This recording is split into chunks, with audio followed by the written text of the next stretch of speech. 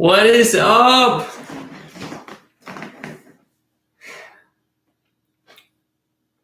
Let's wait for some people to get in here.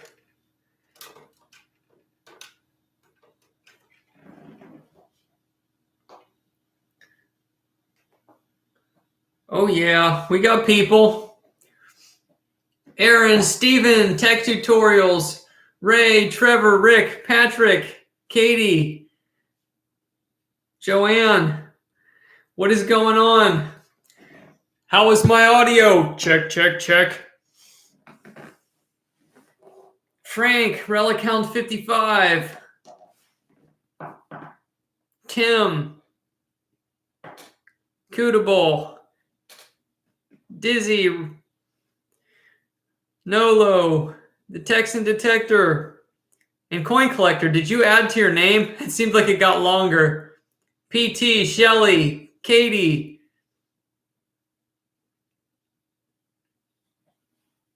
Jerry, Jason, Jack, Coco, Sandy. Speaking of Sandy, there you are. Sandy Hansen. I don't know where to put this yet. I can put it under the fireplace, I guess. There we go. Right there.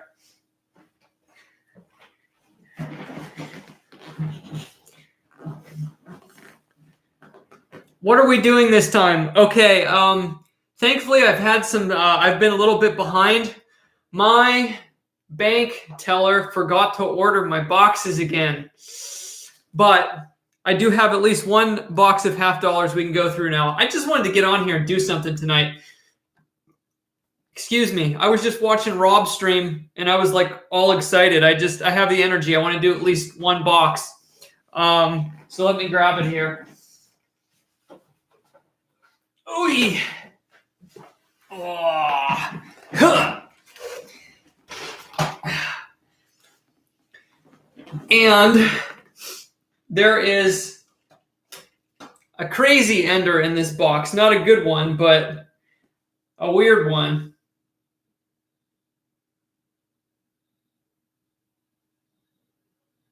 First of all, let me see if I have this set up right. See if it's going to... Okay, it's focusing, so we're good. We're good. Check out that crazy ender.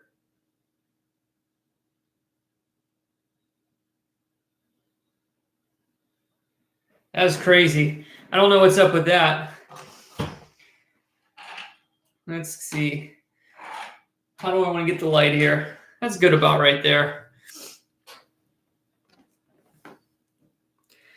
I'm glad to hear you like them, Sandy. I think tomorrow is going to be the first day I'm not going to get one up. Yeah, man, I've been cranking out videos. It's so hard to get a video out every day, and the excitement's like wearing off from like going through like mad rushing and doing stuff. So today I didn't feel like filming. I was out there, but I was just clearing out trash and getting, organized and stuff. So I just decided to chill today. I went out there a couple hours to just help clear out the property a little bit more and get ready for everything else. But I'll have some more videos soon. I'm glad you like the series.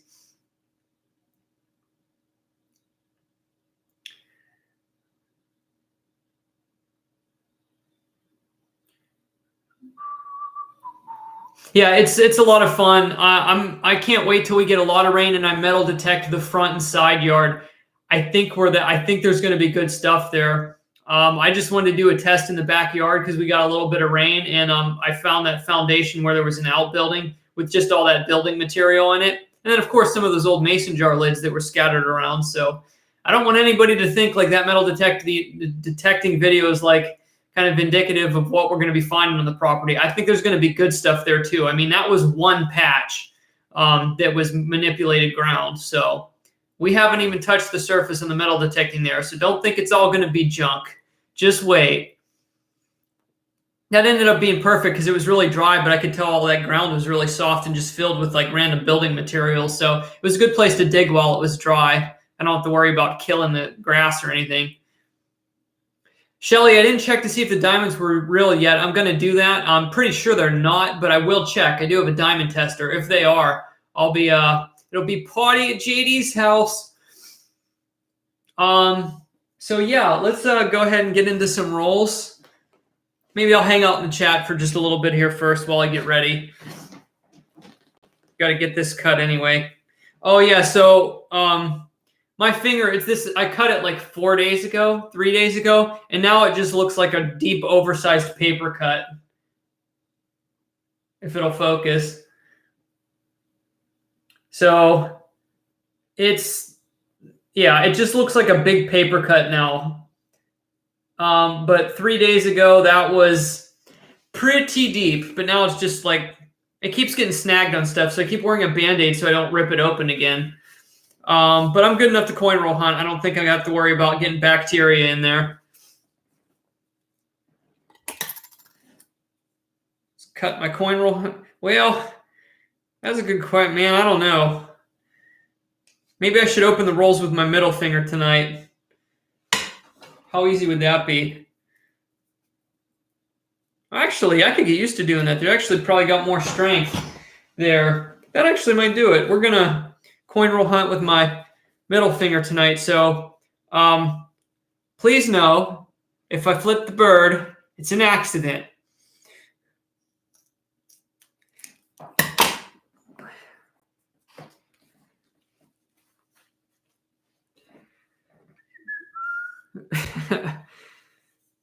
All right, so we got 75 people in here. Not bad for 12:04 a.m. My goodness, I didn't know it was that late.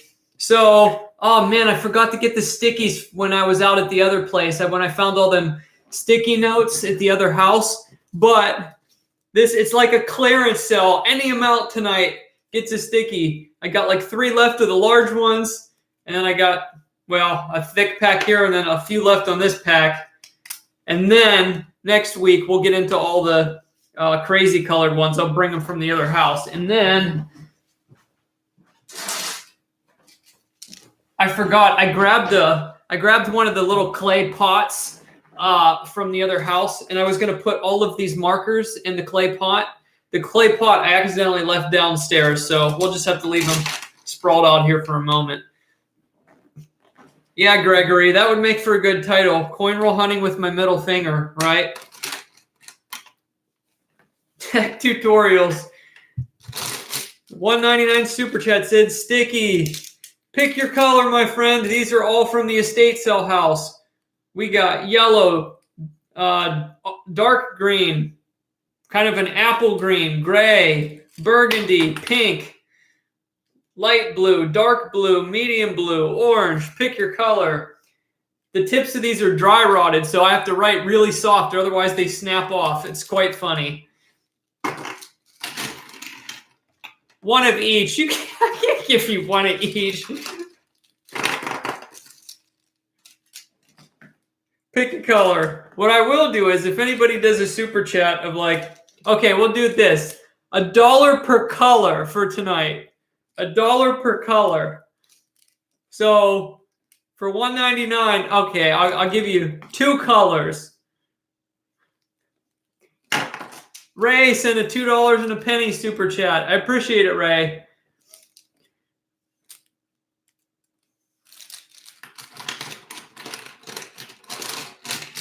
Tech tutorials. Tell me which 2 colors you want.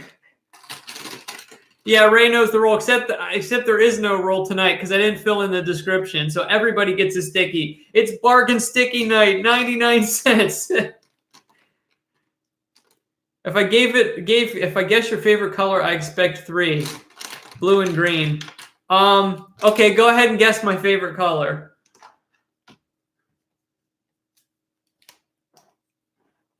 Blue and green. We'll give you this kind of odd green color. No, it doesn't go with that blue. We'll go with this one. We'll go with those 2. Nope, it's not red. You lose a color now. No, I'm just kidding. So I'll do tech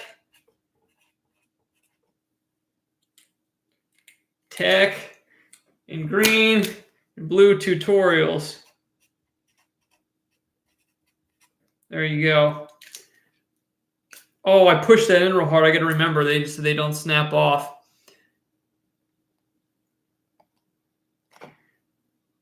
Okay. Got that one here. Robert Imler said, I'll do purple and blue. Okay. Do I have purple? I think I have purple with my regular ones. I don't have purple. You got to pick another one. I don't have purple. I know Ray probably doesn't care, but I didn't see you say anything. What colors you want? And then we're going to get into some coin rolls. Hey, I see Jeff in there when I scrolled up. Why am I awake? Because I am nocturnal. I don't think I've gotten to bed before 2 o'clock for the last 2 weeks. 2 o'clock a.m. Last night I was up to like 3:45. I was a little sluggish getting today started. Oh, Ray wants blue. I'm gonna use Ray as the guinea pig and try this one that has a really weird faded cap. I don't know what's wrong with it.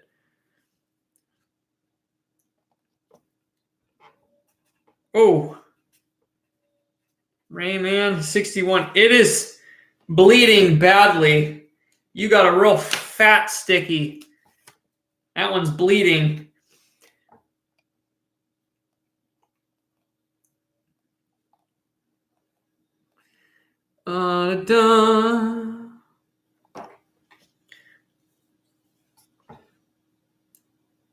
Blue and green.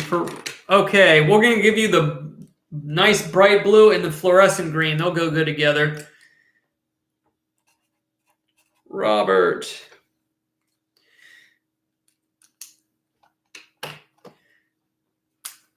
Imler. There we go. All right. Let's get these up there. Going on the eagle.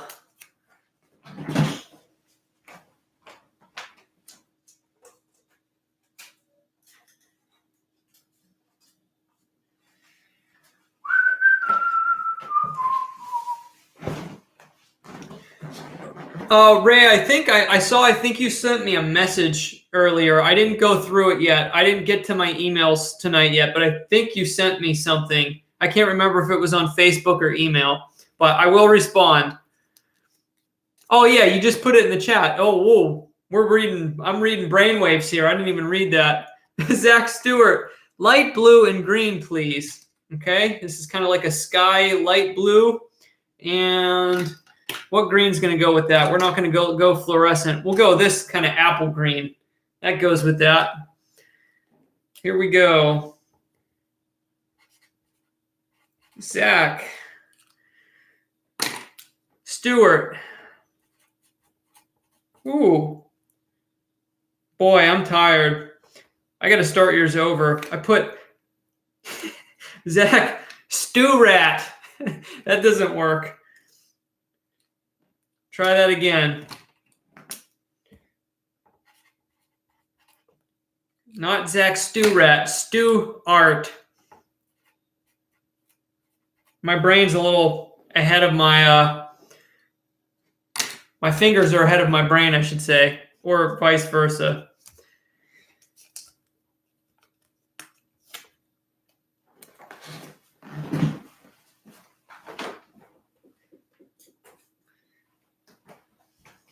Oh, that was close. I have my other webcam on the floor and I almost tripped on it.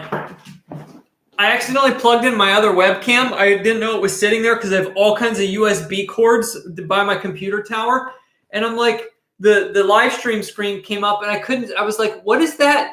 Here, I plugged in my webcam that was on the floor. It was showing my ceiling. I'm like, what's that? And then I'm like, oh, I plugged in the wrong thing. Okay, so here's where I'm at on $50. So I'll update everybody while we got 97 people in here. I've been saving 2 boxes. I have a box with like a 40% reverse ender, a box with a 90% Kennedy ender, and then I have the last half of that box that we opened in the last stream that is loaded with uncirculated coins, like that collection dump. And then I have this box, which has no enders we're going to open tonight, and then maybe I'll open more. I'm not sure. I'm trying to save like my ender boxes and do like a massive episode maybe of like opening them all on a regular video. I don't know, but my bank teller forgot to order 2 boxes I ordered this week. And yeah, that was a little bit of a bummer, but he's supposed to order me 4 boxes on Friday. So we'll see what happens. Kulfazar, if I said that right. Hey, JD, been watching for a while now. Just wanted to send some cash for a set of patches for those jeans. Well, there you go. It's getting colder out now, so I almost went jean shopping today. Officially, every pair of jeans I have that fit have holes in them. These are the worst of the worst. But now that it's getting colder, I need my kneecaps covered. I've just been having fun wearing all this ratty clothes while it's hot out and while I'm working on the house. So what color do you want for your sticky? Or colors? You can do whatever you want. Are they worn out from metal detecting? Yes. I've been wearing these same jeans. I don't know when I bought them. I can tell you, I'm pretty certain I would have had these since at least 2015. So yes. Well, the weird thing is I first blew open this kneecap. So it was like this knee could comfortably, it was relaxed when I would bend like this. It was relaxed, and this one just had a tiny hole. So I actually purposely ripped these jeans to match the other one, so they felt even. So I just grabbed my right one and went.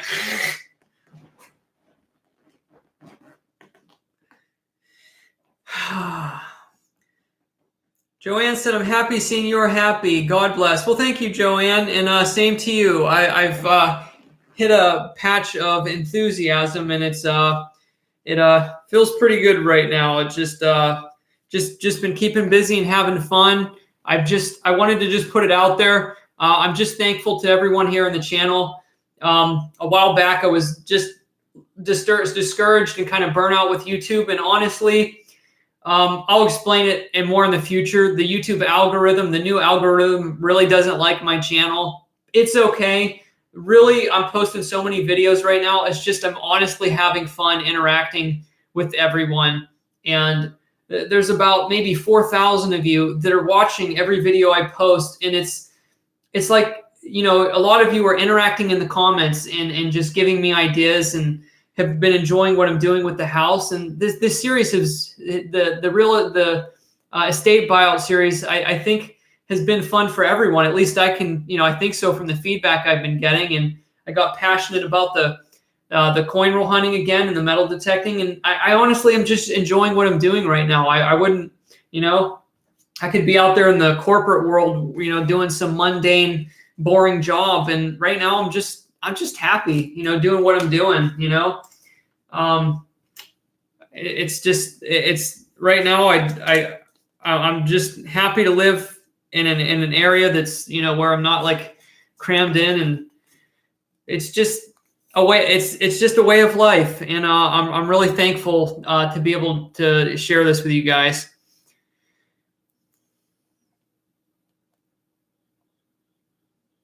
And let me get the sticky for Kulthazar, if I said that right.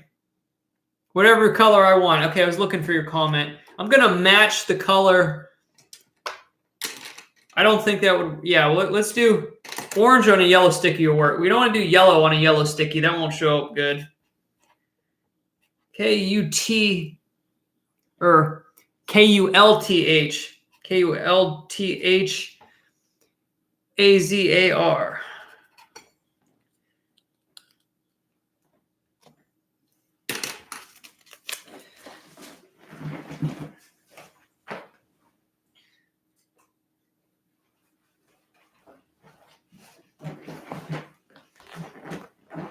Honestly, right now, I love doing new stuff for business. I love doing new business ventures and stuff.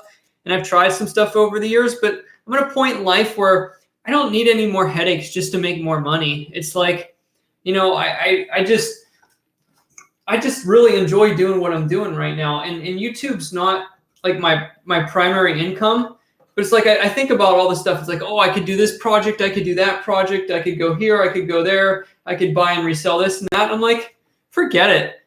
You know, let's just do something fun. Let's merge all of my passions into telling a story, and it's happening. It's happening. Like I've taken everything and I've merged it all into one channel, one idea, and it's I don't think I've ever done anything more in my life that's more interactive and just that I've enjoyed doing. You know, it's not even like I mean, it can be a grind a little bit with the editing, but I've adapted to doing more like vlog style now. So the videos, unless I want to add a little bit of spice or flair to it and, you know, blend some music and do a few odd things, it's like I don't really have to do a whole lot of editing. So that's probably what I'm going to do for now, unless I have like a really good video that I want to polish a little more. I'm just throwing up vlog style videos, me chatting, explaining things, exploring, and I'm just putting it out there. You know, I'm not like basing my videos anymore and like curating them so perfectly and coming up with a strategy. And it's like, oh, I have to get it right and to please the YouTube algorithm. And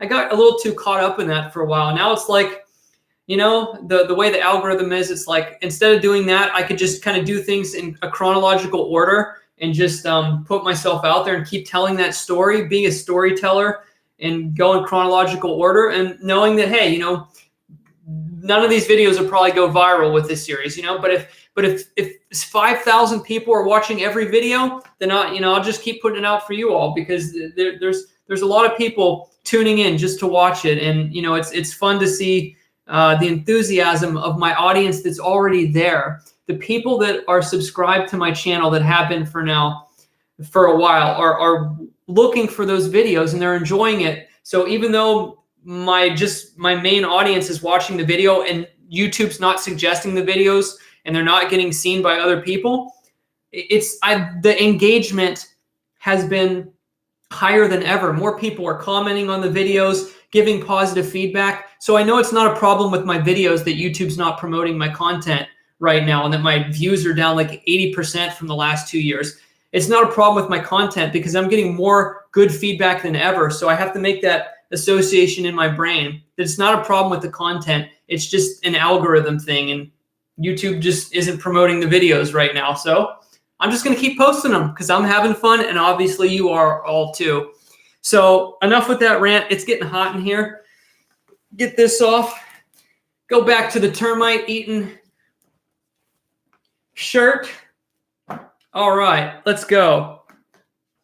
Sorry, I just went on a little bit of rant there. I just wanted to get that off my chest a little bit. I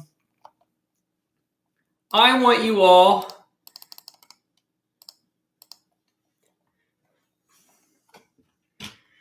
to go mob Rob and tell him the JD Brigade is going to, what are we going to tell him? Tell him I'm going to try to find a barber half tonight. There's a link to Rob's stream. Go give him some love. I put a link.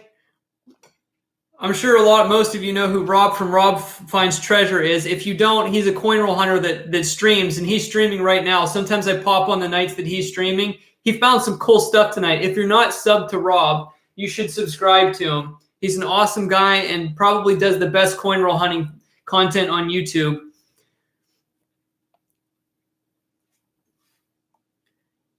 Yeah, tell him I found a seated $50. No, don't do that. Don't lie to him. But I'm gonna start while you're mobbing him. I'm gonna get geared up here. All right, coin roll hunting with my middle finger tonight. I posted a link to his live stream. It's just like 7 comments up. I got my bag here. So hopefully there's some silver in this box. I mean, the couple other boxes I got from this source. One box was a dud box, but one of them's the Ender one. So there could be some stuff in this box. We'll see. I hope so. No silver Enders though. So let's start opening up.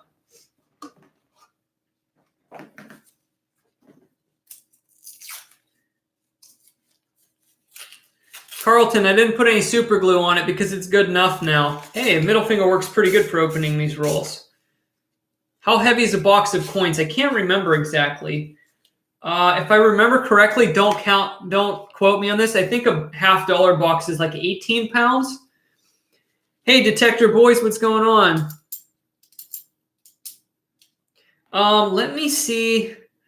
Oh boy, because we're using my main computer now in my office. I don't know if I can change the field of view here. What I need to do. Oh yeah, I'm opening the ender with the weird glue on it to start. I need to see if I can point this down a little more. That's probably what I need to do. Is that good? Well, you can kind of see the $half here. Okay, that's not bad. There we go. That's not bad. All right. Thanks, William. Appreciate it. So let's go ahead and show that one up close.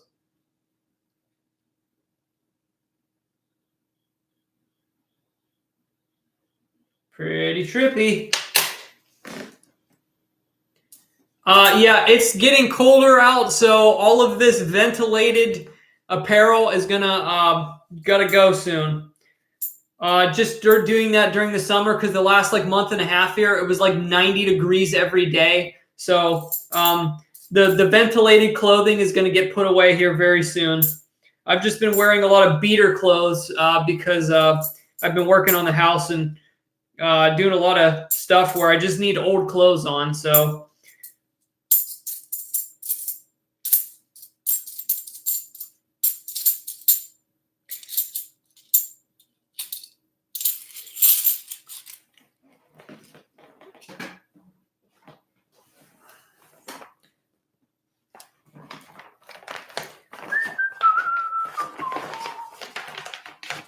got to get my bag set up right here.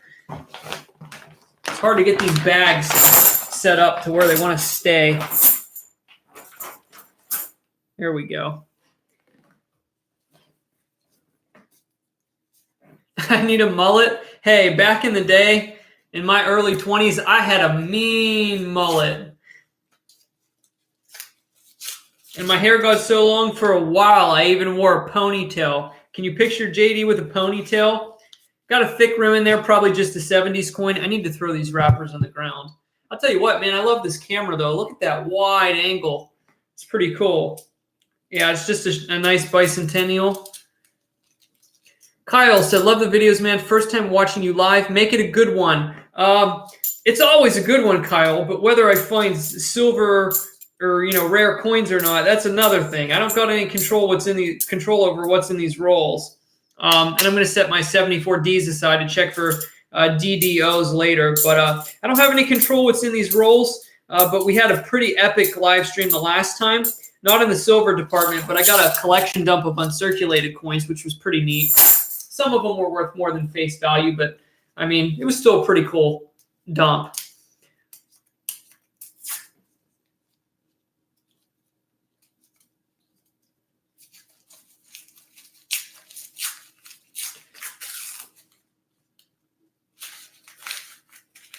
Someone said top 3 metal detectors. Honestly, I will stray away from answering that question because metal detectors are one of those things where different detectors serve different purposes. So there'd have to be a category like best underwater detector, best land detector, best coin shooting detector. It's really hard to just flat out say like the best ones because what specific criteria are you looking for? This one's kind of odd. In 1971, might be a little weak strike around the date area. Yeah, I don't think that's damage. I just think that's really a little bit of a weak strike. The bottom of the one's almost missing. I'll set that one aside and look at it more later. The weak strikes around the date and then the top of the reverse are kind of common on the halves, so it has to be really blatant for me to keep. What is up, Manveer? How's it going? Today, Rob and his sub say hi. Well, hi to everyone. Manveer, pick your color or colors tonight. These are all from the house. I'm not sure if you got to watch any of my estate videos lately, but pick green, orange, pink, burgundy, gray, blue. Pick 1 or 2 colors or 10 colors, whatever you want to do. And I'll get you a sticky. So I appreciate you stopping by, Manveer. Manveer's got a big, long username now. You got to get a large sticky. You got to get super size. I ain't trying to write your whole little thing on this little thing here. I see Sandra in the chat. Ginger, Barry, Anthony, my 3 feral cats, PT. I want a separate color for each letter in my name. I had a feeling you were going to do that. And I did say earlier in the chat, because I'm feeling frisky tonight, I said for each dollar, you can pick another color. I think there's only 18 colors here, so we might have to redo one. But let's put the pile. Hold on. Let's do this here. Here we go. We're going to start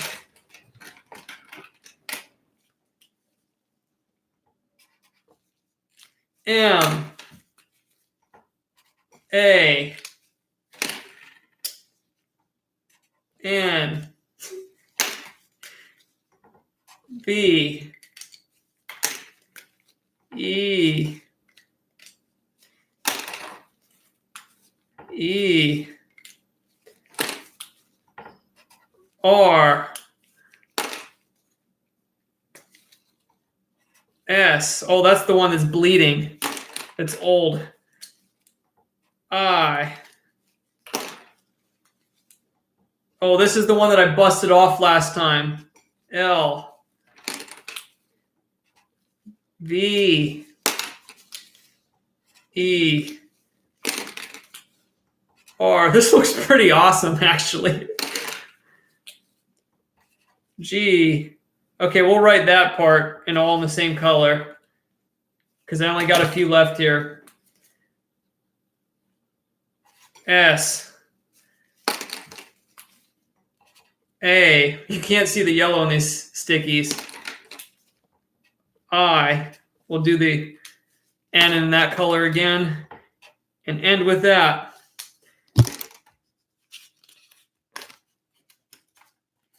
There you go. A piece of art.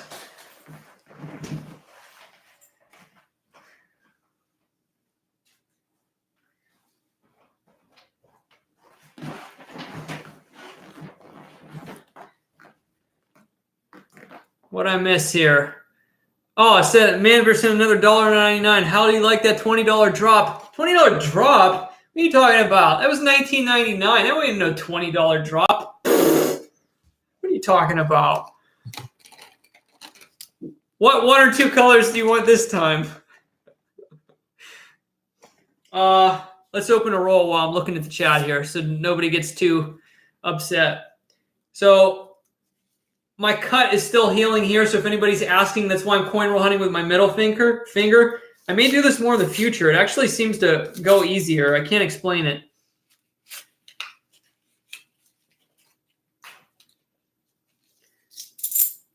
Come on, let's get something in this box. Let's go. If this is mundane, maybe I'll go into my hot box.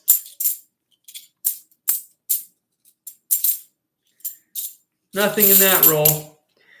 No, I've never. If I had a tetanus shot, it was when I was very little. I don't get shots or in vaccinations, that type of thing. Not a fan. 1 red and 1 blue. I got burgundy, so we'll go with a deeper blue. This will work.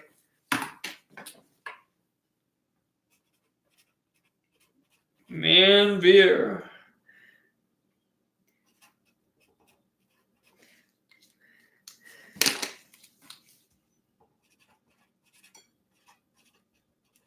There we go. There she is.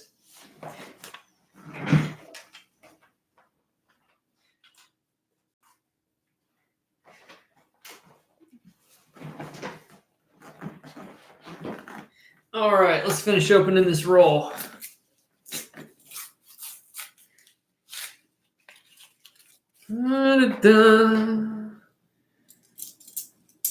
So a weird looking one there. It's just a 1980.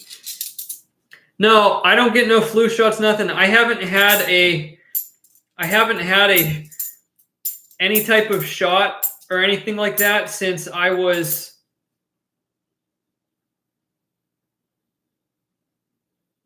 before I can remember. At least since my adult life. And I can't remember the last time I had shots when I was a kid.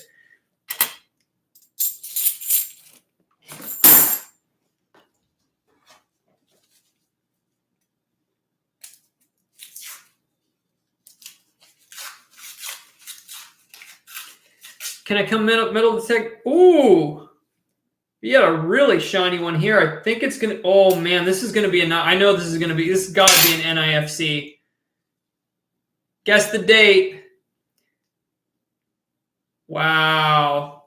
It is an NIFC. Guess the date. It's a really fresh one. Freshy fresh. It's fresh. No. It's an NIFC. It's not silver, but check that out. That's a keeper. 2016 D. Shiny. That is shiny.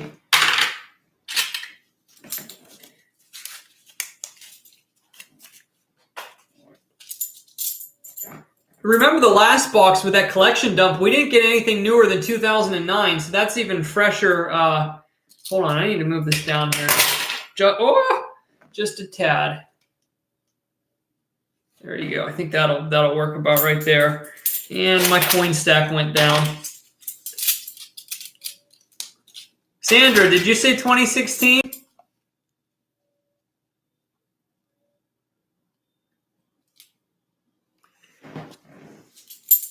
What did you say up here? Can I what?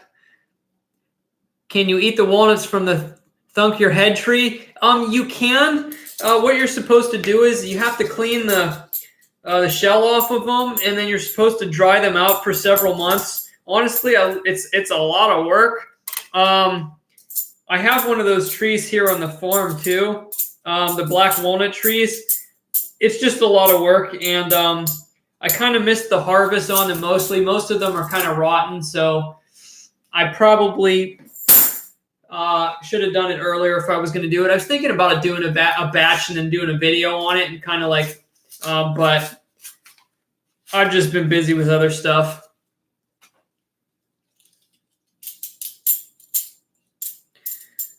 Michelle, what's going on? Good to see you. You're going to get a sticky up on the eagle here tonight, and you got to let me know what color or colors you want. We've got yellow, orange, gray, green, blue, burgundy, pink. Let me know what you want. Mandra was a pain in the butt and made me write out his sticky with every color because I said you get a different color per dollar if you want, and he took full advantage.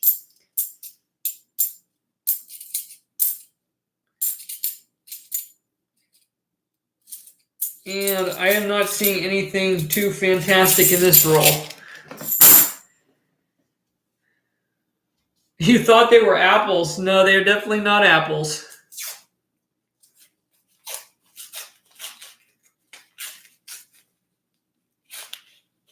And Michelle, I can't remember if I read it. It said from Mob Rob.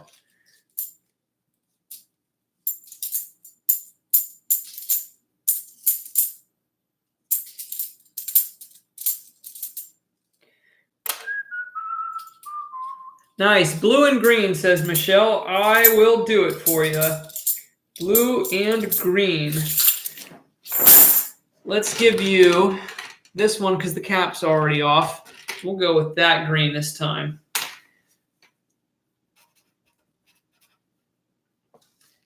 And all of these colored markers are from the new estate house.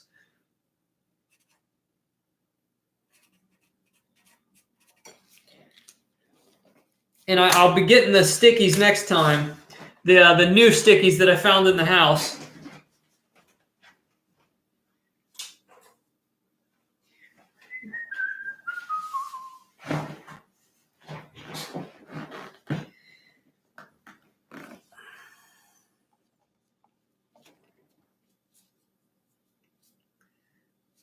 Thank you, everyone, for saying hit the like button. I appreciate it.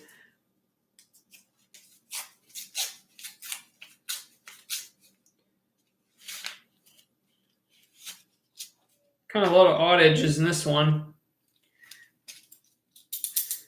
Mud Swat said, JD, I detected hard for 2 hours, 45 minutes today. Found a few relics and a wheat. Nothing special, but hurt my wrist. Stirring peanut butter. It's funny how that works, huh? Yeah. Hey, at least you found some stuff, though. Better than my last digging up building materials. But at least I know the outbuilding's down there. Who knows what's down there with it? Somebody said on the channel I should get a bobcat and then just dig the whole yard up and make a big series out of it. I would do that, except if I decide to resell the place. That wouldn't be a good idea to just dig up my entire yard.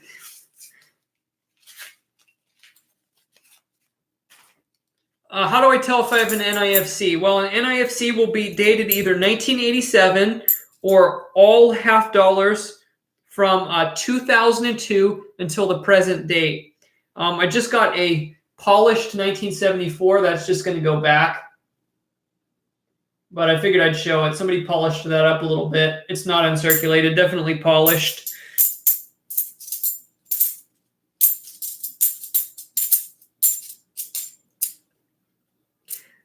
Fox Gaming, if I end up in Minnesota, I can give you a holler.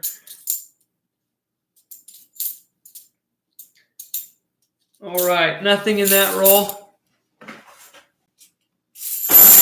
Does my new house have an attic? They've pretty much finished all the living space, so the attic is living space. There's only a few kind of little areas on the side that are like attic space. They're not really like closets per se, but it's all clean and then just like little cutouts. So they've utilized like almost every square inch of that house. The downstairs ceilings are like almost 12 foot high, and then the upstairs are only like 7 foot high. So you got to figure there's like 21 foot of just, airspace in there. So there's really no more attic space left in the house. It was all utilized. So there's really no attic. Good early morning to you, Bronx boy. It is early morning, at least here on the East Coast.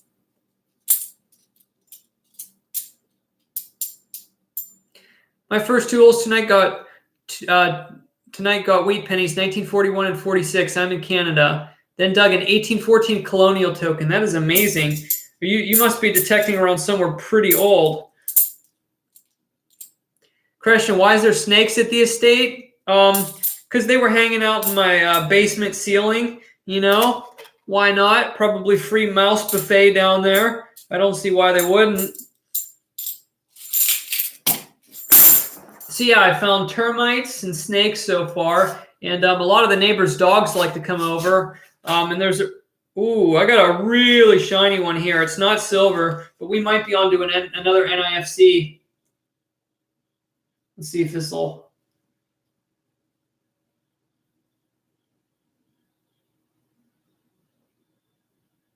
There you go. Third one in.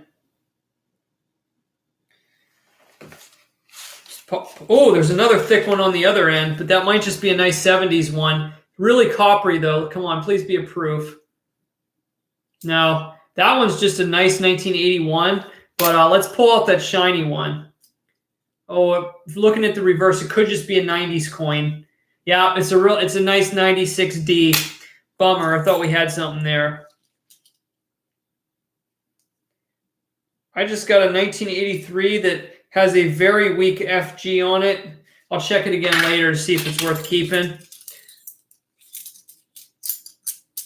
What is the coin worth that Peter got from the fish's mouth? I'm not sure. I can't remember exactly. Was that a denarius? I'm trying to remember. And I can't remember. I gotta really think about that. I don't know if it was a silver one or not. I can't remember.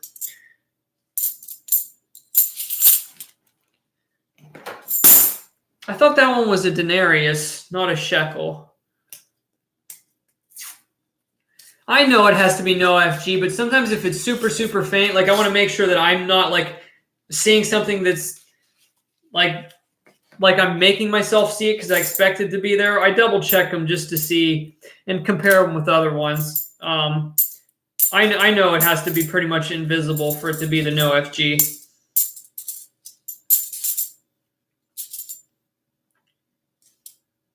A little bit of a misaligned die on this one, but not enough to keep. But it's got a really fat rim on the one side. Kind of like that double seam on the left there. Not good enough to keep. That's fairly common too.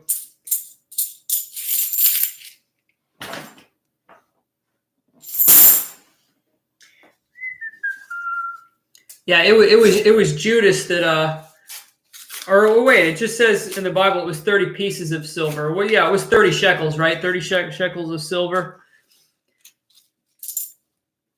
Oh, it's a pretty nice 1991. Got some weird ones in here. Hey, we got us a find and a really nasty one.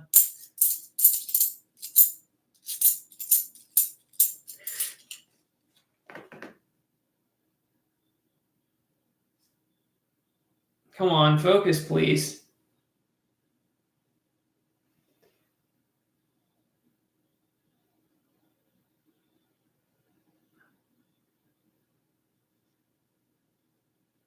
Why do you not want to focus for me?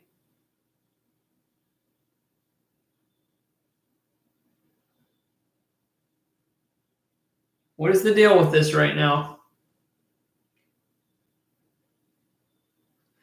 Try that. Trick it. There you go.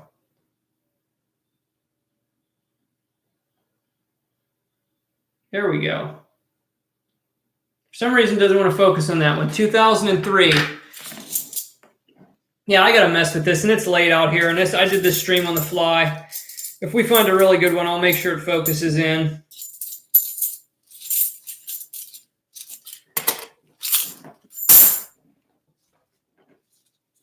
So we got two NIFCs. That 2016 is really nice. Got a pretty shiny one in here again. Might just be another 90s coin. No, it's actually a bicentennial. Really nice rim on that.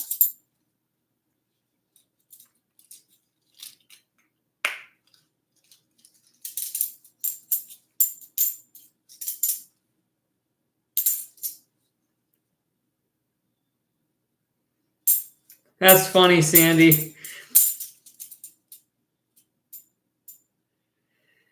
Hi, JD. Really good to be hanging out with you and all of the JD Nation tonight. So, of all the U.S. coins ever, what is your most favorite? Not for value, but because you just really like it.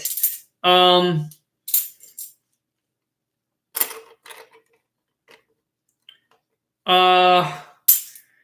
a good question. I have a special place in my heart for the capped bust silver. I really like the capped bust silver. Something about it. I also like the silver 3-cent trimes, the silver ones that have like the moon on the reverse. I like the older stuff. I really do. I like some of the early stuff.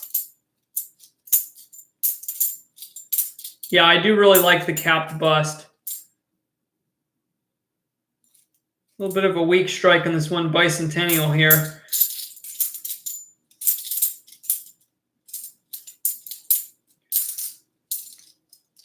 Uh-oh. We got one of the coins that scratched on both sides. We might be into the scratchy scratch situation here.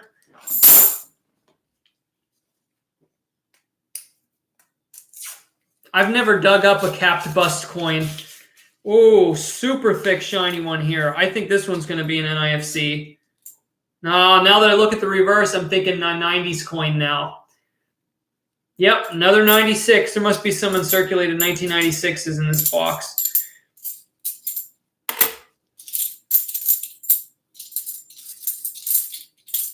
Come on, let's get us some silver.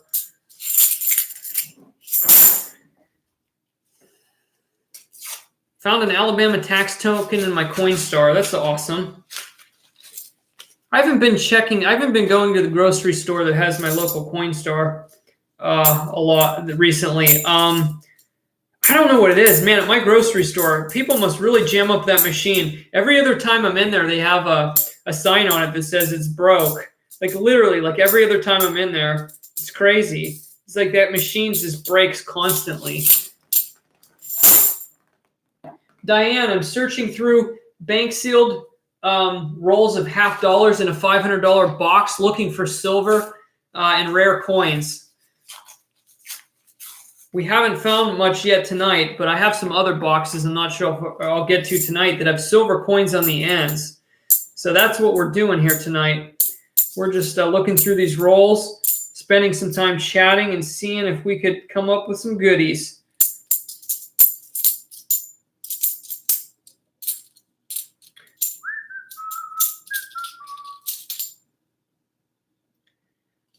Got another 1983 with a lot of dye deterioration, but it still has the FG on it.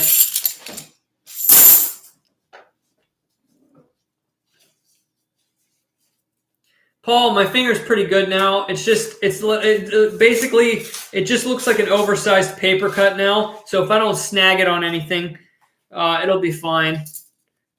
It just looks like a really deep paper cut, and there's like a little flap of skin that I can like move back and forth, but it's almost all healed up now.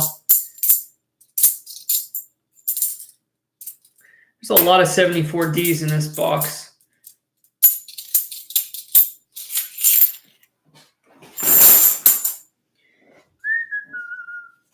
I work at a grocery store, and what it is the employees turn the machine on out of order modes so they aren't bothered by someone cashing out their change. I don't know.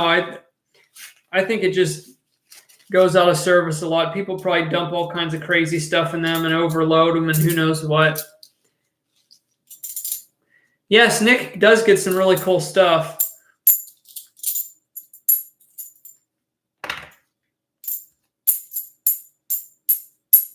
I have one that sounds a little bit different here. Oh man, my scale's downstairs.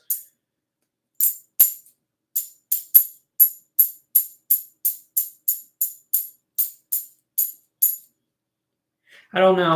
Maybe I'll check it later. I don't think that one's underweight. Just it sounded a little bit different though.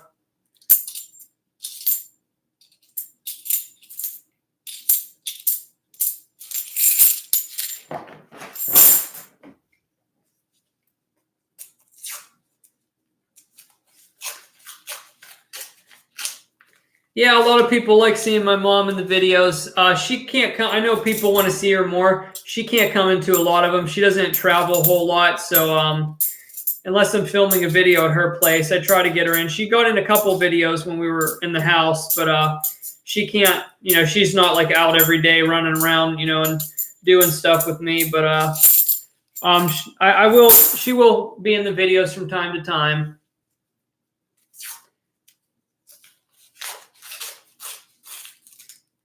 Oh man, really dark rim in here that kind of fooled me.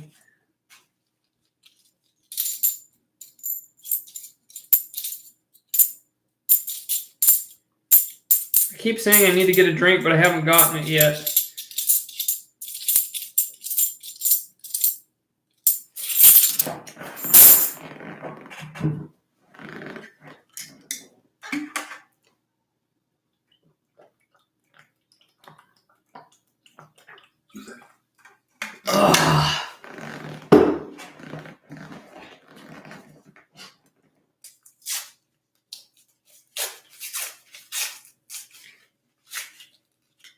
Oh man, I got one of them jagged edge ones that kind of looks like a 40%. That fooled me.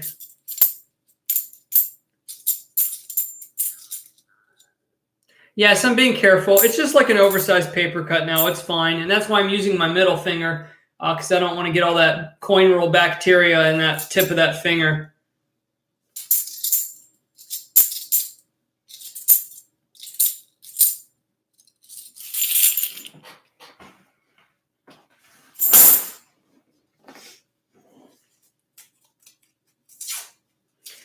Yeah, it's funny. My mom, when I turn on the camera, it's like she takes over. It's kind of funny.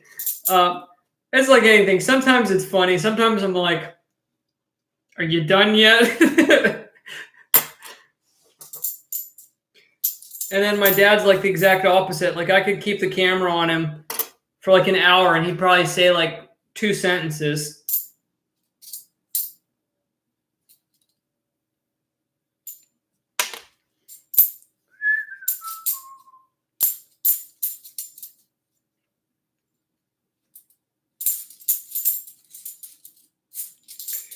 Oh, a little slow on this box. We're into the bottom half of the box. How's the termite situation? I don't think it's real bad. A lot of the damage was a little bit older, but they sprayed for them, and I haven't found any more activity apart from that little live colony I found in behind that bookshelf, which is where the old chimney's covered over, so they probably came up through there underground. But they sprayed for them, treated real good, redrilled the basement, and it's guaranteed for a year. If I find them again, they'll come back out. So with a yearly maintenance plan to spray for them, it should take care of them. Thankfully, the damage is not too horrible, so it'll be okay. It's snowing in Canada. Ground is frozen, so I can't metal detect. Wow, where are you at in Canada? That's hard to believe already. Up until the last few days, it cooled off, but before that, it was blazing hot here.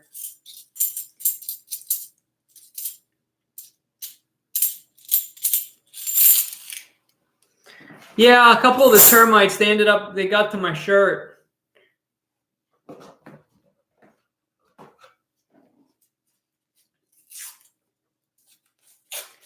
Yeah, oh, dude.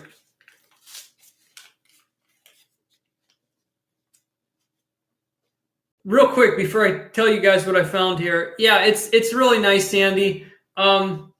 It's cool that it kind of turned into a little bit of like a family affair. Over the years, it's been like a kind of a way we can spend time together.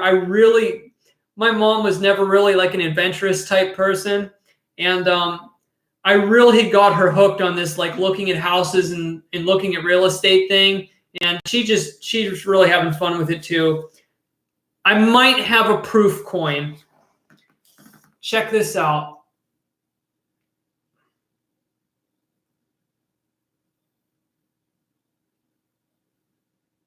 Hold on. I'm going to get this to focus. I'm not going without this one. What I need to do is I need to get the light more behind it. I'm going to fix this now. Try this.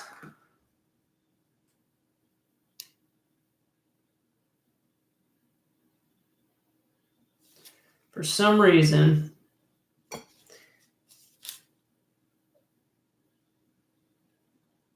there we go. Look at that. Look how thick that is.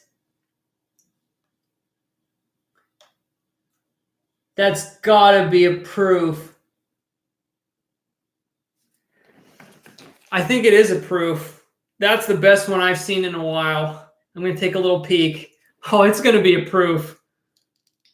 Oh man, that's reflective. Okay, guess the date. Yes.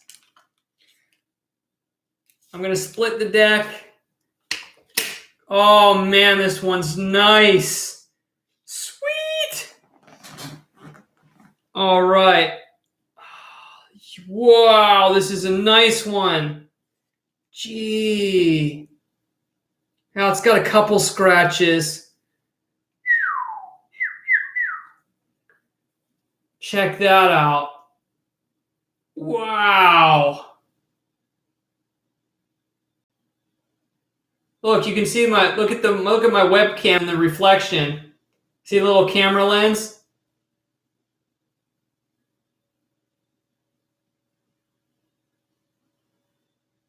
That is a beauty. You little beauty. The reverse is even better. Oh, it's got one hairline scratch, but wow.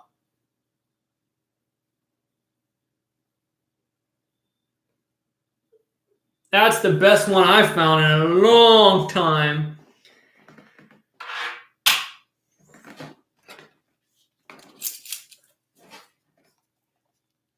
Sweet.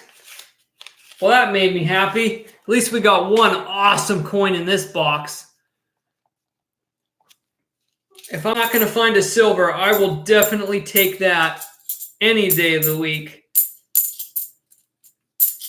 So let me throw something out there, and you can be completely honest with me, not saying that you wouldn't. It's got a really nice 71D. I don't think it's uncirculated, though. Got a lot of luster. Kind of caught my eye. I'm not going to keep that one. So I've been throwing around the idea of doing a, not like really frequent, but like maybe a once a week or once every other week stream where I go through the $50 boxes and allow people to buy the rolls, kind of like a lot of the other coin roll hunting channels do. I've been thinking about it. I know it's kind of some people like that, some people don't. I was thinking about doing it, maybe if I even did it once a month and did one big long epic stream. Tell me what you all think. I haven't decided yet. I don't know. I've just been kind of keeping it passive for now, just kind of chatting and looking through the stuff. But I figured, I enjoy doing this already. A lot of people do like to, buy the rolls and, have someone open them for them, and just they have the chance of getting something cool. I don't know. I've been thinking about it. I think I'm one of the few larger live streaming. Did we just get another one? No, this one might just be a high-end 70s coin. Ooh, I apologize about your ears. That could be another one, but that might just be a high-end 70s coin. I don't think it's quite as thick. It's another proof. It is.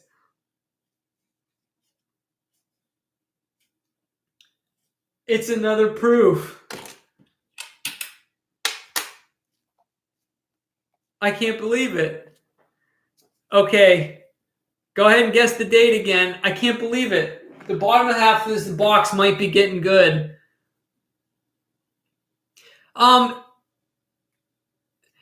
Treasure Finder, it's not...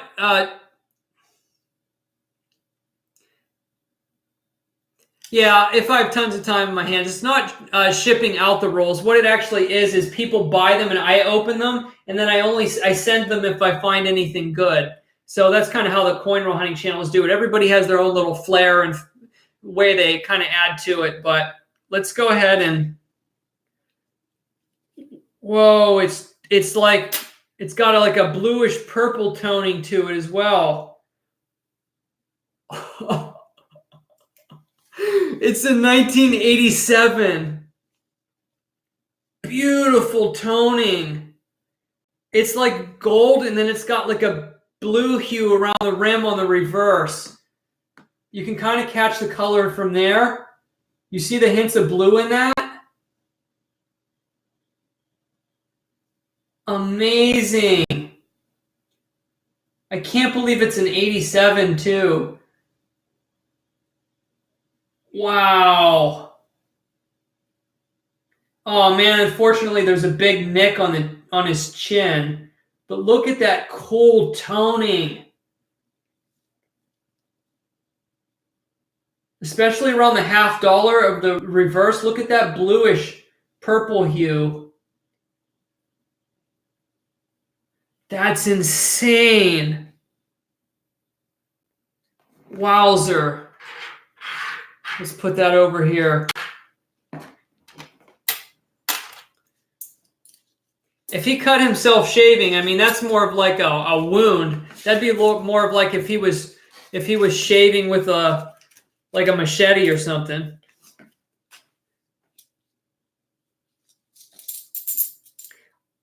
I'd have to look up what that one might be worth in that condition. Somebody will have to look it up. I can't give you a price off the top of my head. Most of those with a little bit of damage aren't worth a whole lot more than face value, but they're just super fun to find. So might be worth a couple bucks. All right.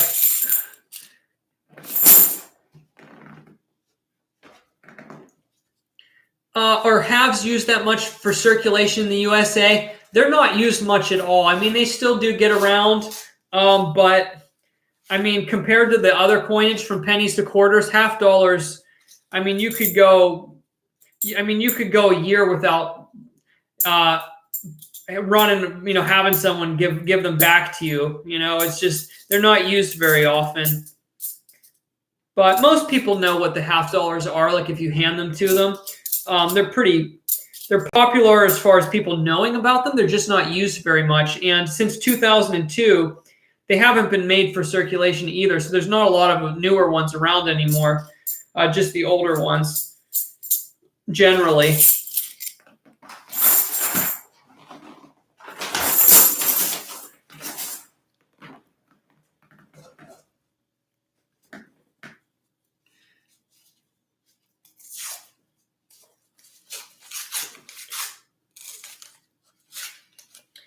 Got a couple corroded ones in here.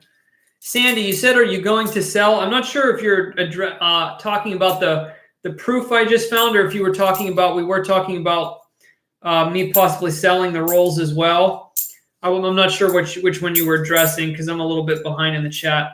That's a really crazy looking one.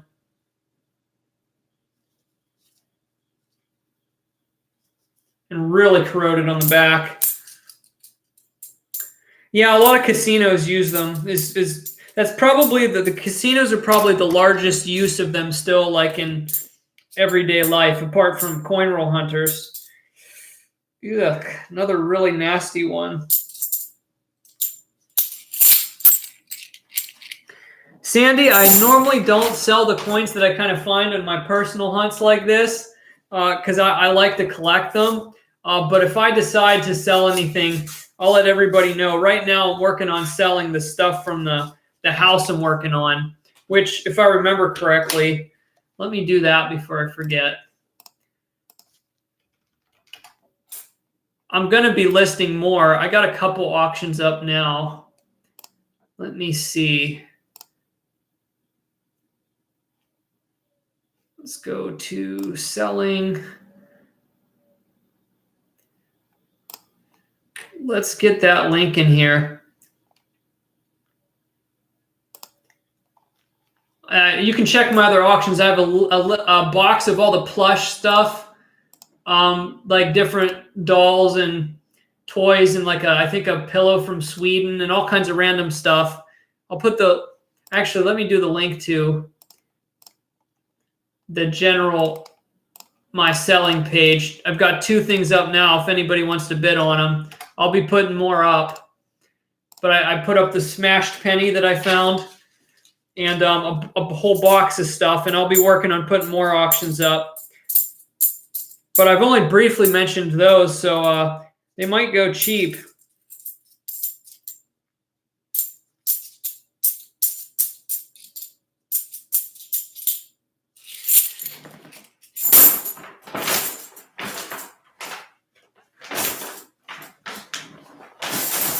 Yeah.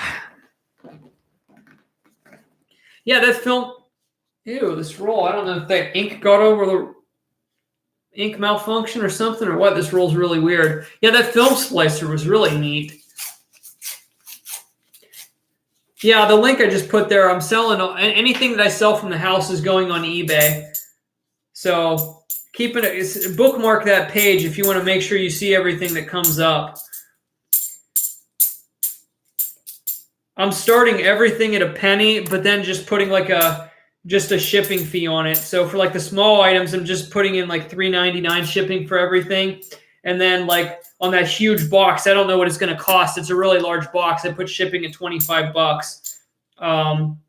No idea what it's exactly going to cost. I don't know if I'll lose money on the shipping on that one or not. I think that'll cover it, but I'm starting at everything at pretty much a penny plus the shipping fee. So whatever I list is going to sell. Yeah, put the black snake up. Some live action.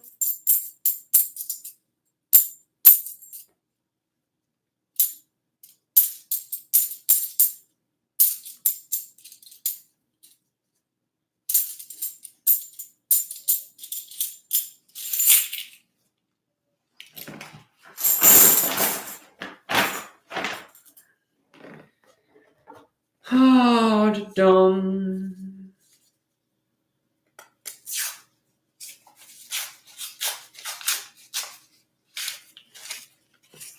Oh yeah, so that auction for that box of stuff, you'd actually have to. In the video, in the auction, I didn't put all that was in it. You have to go to my other channel, JD Uncensored, and I showed everything that's in the box in the video. So if you're looking at the auction only shows a picture of like the top of it, but on the video, you can see everything that's in inside of it, all the contents. A little bit of a misaligned die on that one there.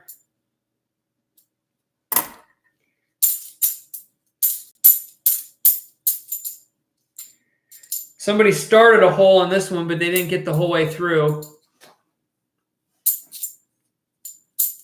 Well, I will sell the snake for $20, but pickup only. Pickup only. Sandy, that's it's called Zim King because on that thing I used to sell a lot of Zimbabwe hyperinflation notes on it.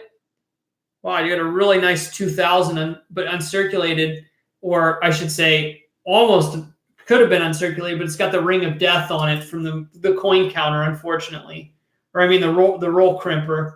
Look how nice that would have been without the ring of death. That's actually nearly perfect. That's a shame. That's actually one of the best strikes I've seen on a non-NIFC coin that's not approved. That is a shame that one was on the end of a roll at some point. You can see it from there. Look at the shine on that. That might have been from a 2000 mint set, but I can't keep it with that ring on it. It just completely ruined the coin. That's a shame.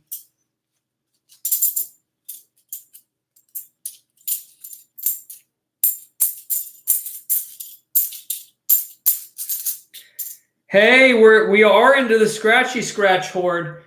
Check it out. Here's the second one. Look. Scratched up all on this side and all on that side. So still getting the scratched coins in some of these boxes. And every time I find the scratchy coins, I find me some goodies.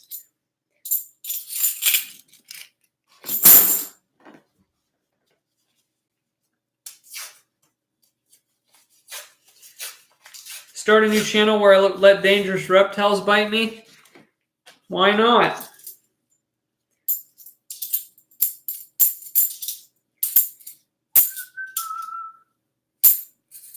Yeah, let's hope there's some silver in the scratchy scratch box because we got 2 of those now. This might be the scratchy scratch proof horde. That's cool though because I haven't been finding a lot of proofs. I've been finding some silver on and off in the boxes, but I've been on a proof drought. Ends tonight.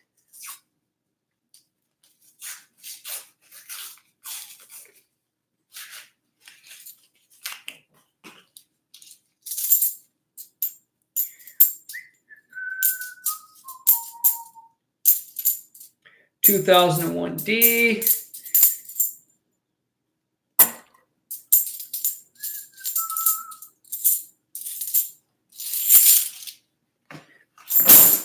Have I metal detected my farm yet? Well, technically the property I bought's a mini farm. I'm not sure if you're talking about where I live here or if you're talking about the other place. I've metal detected here extensively. And I found a Civil War. We got another thick rim. I think it's just a 70s coin. But I found a nice 81. I found an eagle breastplate from the Civil War here. Some wheat pennies. An aluminum thimble. Trying to think what else I found here. I did find one Indian head penny about 1.5 yards away from the front steps. Really awesome. I found some old flat buttons from the 1800s. Not many of them. No. No way. No. Don't tell me. I think I just found my first ever magic coin. That is hollow, like majorly hollow. I don't think that's just like one of those underweight coins. That sounds crazy hollow.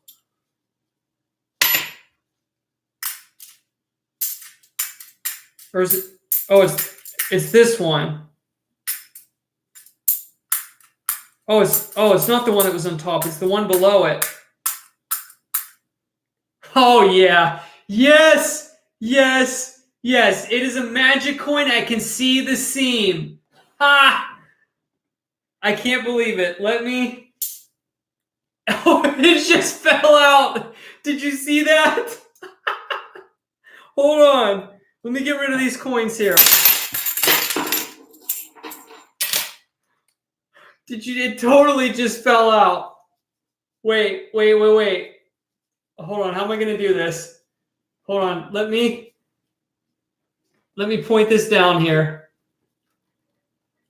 Let's try that. You ready?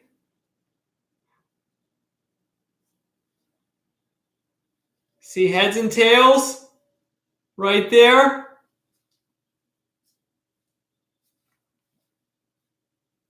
You see there's only one coin in my hands, right? Pay attention. Of course it's not going to come out now.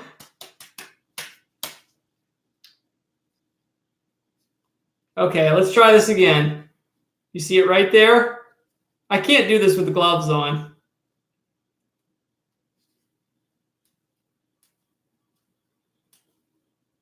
Come out of there.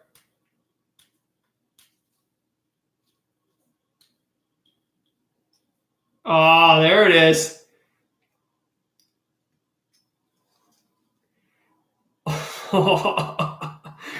Check that out. Look at that.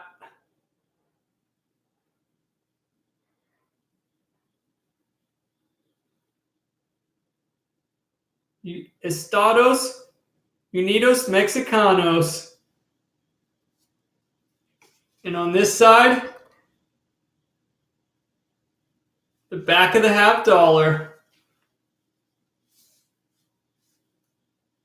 And you can see it's hollowed out.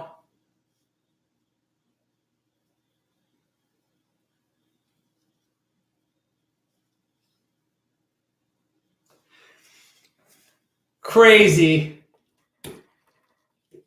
Let me fix this here. That was unexpected. I've been wanting one of those for a very long time.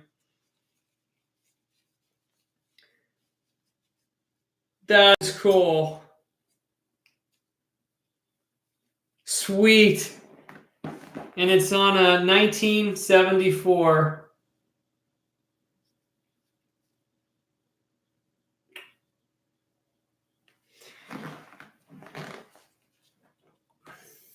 All right. What a night we're having. 2 proofs and a magic coin. Let's go through the rest of these now. I'm so happy. That's my first one ever. I honestly don't know how they're made. Those specifically, I've seen a few people find those exact ones before. I actually don't have any information on it.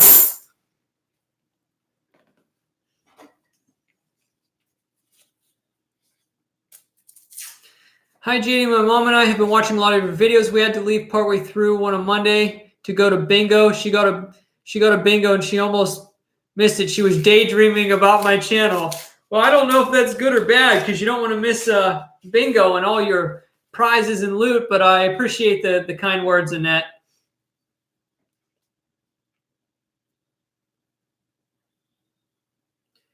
JD, I have a Bachelor of Arts in Cinema, and back in the day when I got that, we used those very kind of splicers. I would love to be able to buy that from you. Just have to remember.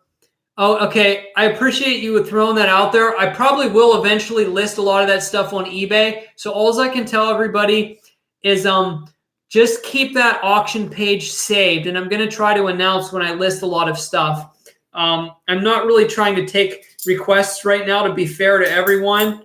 Because I haven't fully decided what I'm doing with all the stuff in there yet, like what I'm keeping, what I'm donating, what I'm selling, all that stuff. But I will update everybody as I sell the stuff, and we'll go from there. I can't see the FG in this 1983. Now I see a little bit of maybe a blob there where it might be a G. I have to look at it later. There might be some remnants of the FG there, but I have to check it later. I am super happy with that magic coin.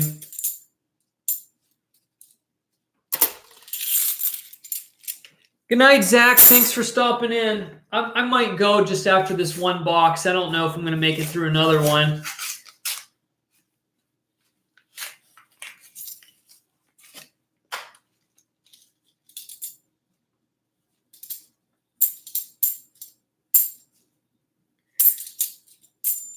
Hey, we just got a first-year NIFC right here. 2002 D.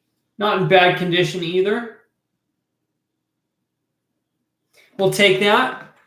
So we got, I think, 3 NIFCs, 2 proofs, and a magic coin. Not too bad.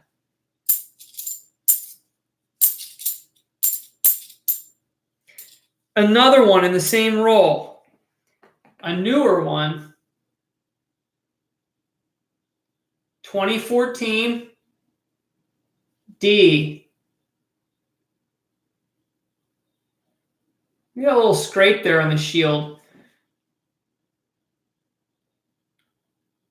I don't know if that's damage or an error. That's really weird. It's like the shield looks like it's peeled back. Oh, yeah, there's another mark below the eagle. That's just damage, but it's an NIFC, so I'm still going to keep it.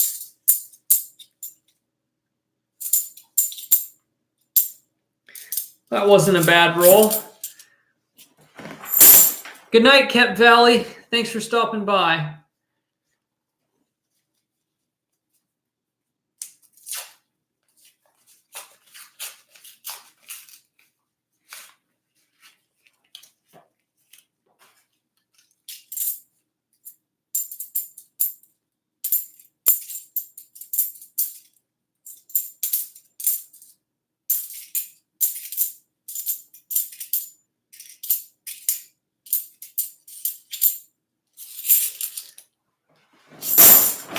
What determines an NIFC? It's just basically the years they didn't make them for circulation, which is 1987, and every date from 2002 till the present date, even the whole way up till 2019. They're still making them, but not as business strikes, so they didn't make a lot of them.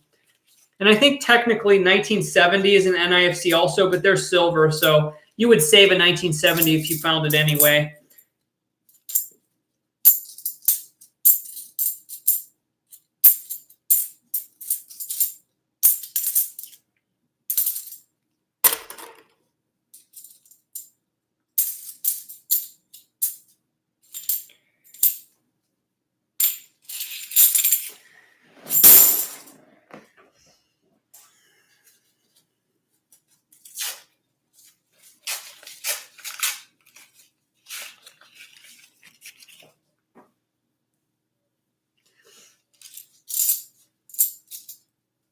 It's a 1992 that's pretty shiny.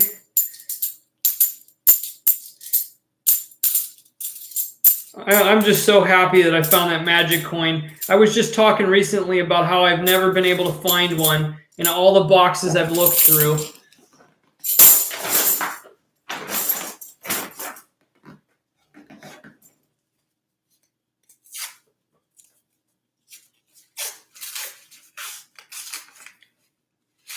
Pretty odd looking rim in here. I think it's just got some kind of residue on it. Yeah, it's a nice bicentennial. Weird looking rim. Hey, Big Flip, what's going on?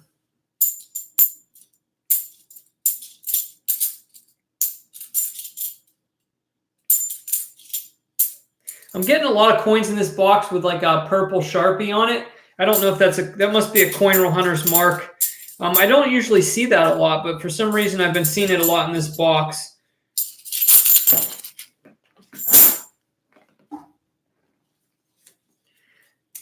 I got quite a bit to do tomorrow, and it's already 1:24 a.m., so I think I am going to stop after this box. I apologize that this stream is a little shorter than normal, but I also got started really, really late. So, yeah, it's just going to be a little bit of a shorter stream, but I had a good time, and I hope that all you guys did. I'll hang out here in the chat a little bit before I open my last couple rolls.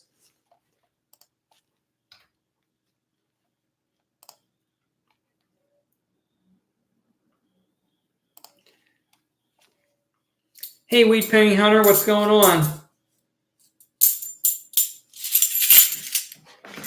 It is late, so I don't expect the chat to be moving fast. It looks like it's really slowed down, even though there's still about almost 150 of you guys out there with me. Super shiny rim, might be an NIFC. I think that one is. Really nice looking rim.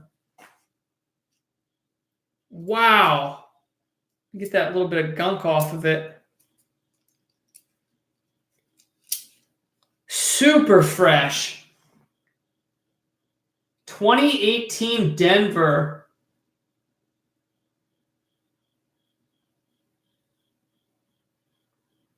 Whoa.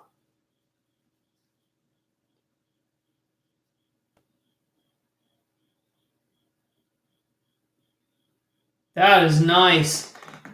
Getting some nice coins in this box.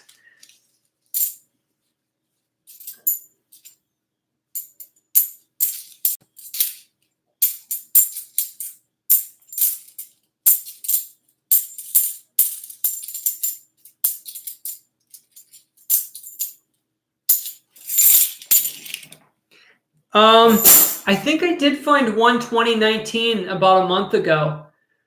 It's my newest one tonight. I've found a few 2018s so far ever, but I think I did find one 2019 about a month this year, a month and a half ago. Yeah, this one, there's a couple hairlines on it, but it's pretty nice. Thankfully, that landed on my chair.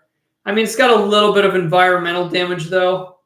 Just a few minor, like, stains, but it's a pretty coin.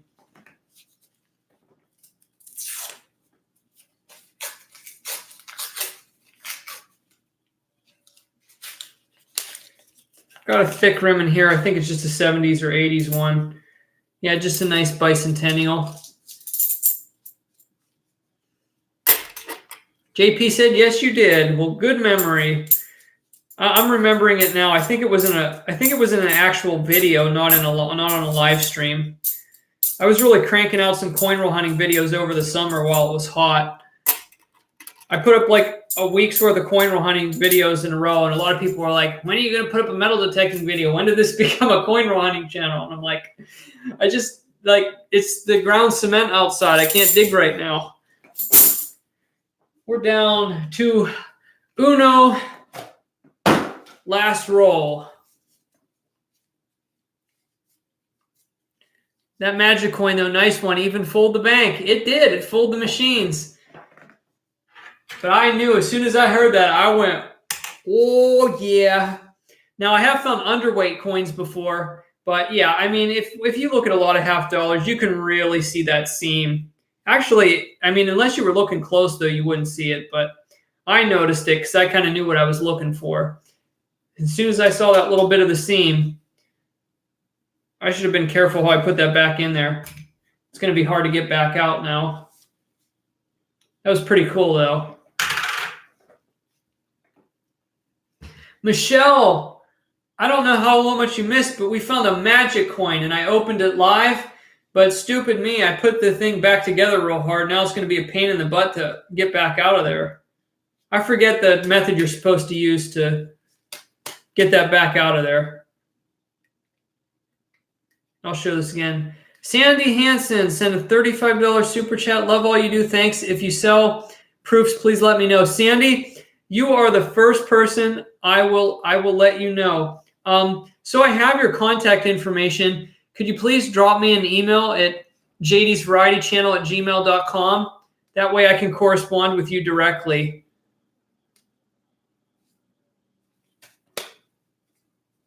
Put it in a cup and shake it. I don't want to scratch it.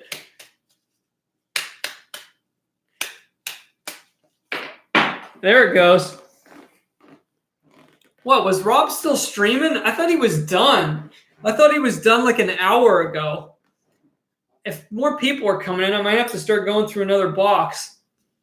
But Sandy, let me get you your thing, your sticky. What color or colors would you like? Or if you don't care, I'm sure you don't, but you go ahead and pick. I really appreciate your support of the channel. I thought Rob just finished now. I thought he was done like an hour ago. That's funny. Late night for Rob too. So here's that magic coin I found. So cool. I could tell it was hollow. And then the other side of it, hollowed out. And you take it, just put it back in. Pretty cool. Pretty awesome. I like it. And then I found two awesome proof coins. 1996 and 1987S. The 87S has got some mad toning on it. It's really pretty. And the 96S is a beauty.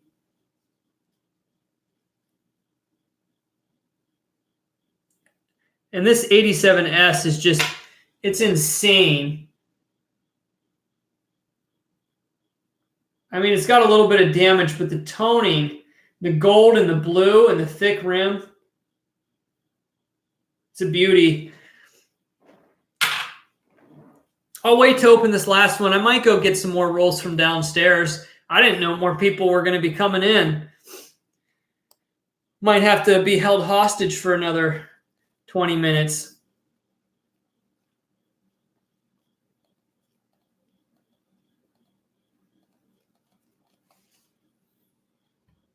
Sandy says open more. Well, I will have to open more.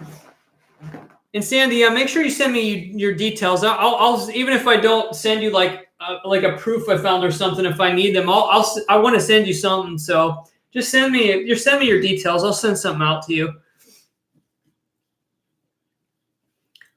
Let me get you a sticky here before I forget. All right, Shan, let's pick a color I haven't really used yet.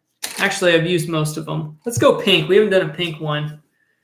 Sean Nichols said, open more. So we will have to do that. I mean, come on. Somebody super chatting and saying open more. It'd be me and say, I'm going to keep your money. But I'm done. I'm done. Can't do that. Sandy Hansen.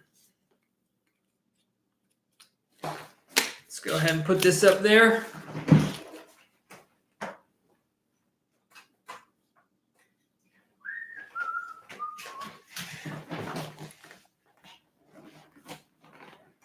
Okay, well, here's how it's going to go, right? So if I open more, it's going to have to be a good source. My teller forgot to order my boxes again. I've been having a hard time getting halves because they keep forgetting. I'm going to have to hound them, call them the morning they order the boxes and say, did you order them halves there? Make sure you order them halves. I'm telling you one last time, please order them halves. So I have 2.5 boxes left. I have one with a reverse 40% ender, I think. One with a reverse 90% ender, Kennedy. And I have the last half of the box from the uncirculated horde we did on the last stream. That's all I got left. 2.5 boxes, and they are from all good sources. So I'll have to figure out which one we want to do. I might not get through another whole box, but let's start with the last roll of this box. I can't hang the stop sign below the eagle because I'm doing the streams up here from now on because going into winter it's going to be warmer up here, and I don't feel like moving this computer. But that's the original fireplace from when this place was built in 1886. That stop sign weighs about probably like 15 pounds. I can't mount it on this. I will completely destroy this. I only hung that there because there was already a screw mounted in it. So I put that on it, or I can't remember if I put it in the mortar. So I can't put anything here, and I have to have a huge bolt in where that stop sign is. So I drilled like a huge hole in the wall down there to get that stop sign put in. So it's probably going to stay downstairs. And I don't know how long I'll be streaming here, but whatever I do, I'll do something really interesting. I got some really cool ideas to do something interactive to help make everyone a part of what I've got going on at the other house. Unfortunately, I can't live stream from my phone out there because the cell service is horrible, but I have some ideas, so stay tuned.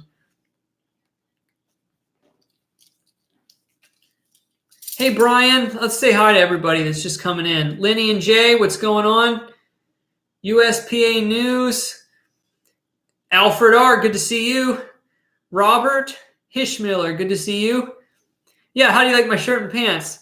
It's getting colder out, so the ventilated clothing is going to get put away here shortly. Hey, Rose Dragon, Catherine, Coin Noob, Jerry Mobley, Wheat Penny Hunter. I read out Sean Nichols' super chat. Oh, Sean, I gotta give you a sticky too. Tell me what color or colors you want me to use from the markers I got from the estate sale house. Pink, orange, green, blue, burgundy, gray, yellow. Tell me what you want, and then I'll get you a sticky. But I'm gonna go through this last roll while I'm talking to everybody here, and then I guess I'll get some more from downstairs. Brett, I'm not going to live in the house. I already know that. I might keep it for a while just to kind of enjoy it as I fix it up and do all that stuff, as I pace myself. But I don't have any intentions on moving into it full time for many various reasons that for certain reasons I'm not going to go into on the stream right now. But I might end up flipping that property. It is a high maintenance place long term. So renting it out or moving into it, I would even have to do a lot more work than once I have everything done that I want to do to it. So I think that house, it's really awesome, but it might be just one of those places. It might be the first house that I ever really bought just to completely flip it, you know. But if I do, you know, we're gonna make I'll milk it to death in the video series, and we will treasure hunt every corner of that yard. I'll get it looking real good. I'll walk everybody through what's going on and what I did, and it'll be a lot of fun. A lot of work, but a lot of fun too.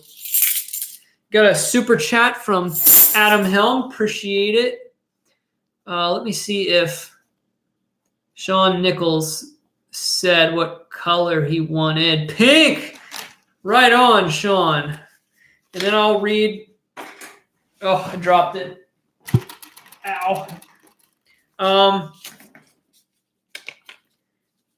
Sean, I think you're getting the last large sticky And then I'm sold out of the big ones. And then I got to get the stickies from the other place I forgot to bring over. I was over there today too. I still have to test those earrings to see if they're diamonds. I don't think they are. And Adam Helm, let me know what color or colors you want. Yeah, this is just the back of it. That's not going to stick. So we're into the small ones. And I am going to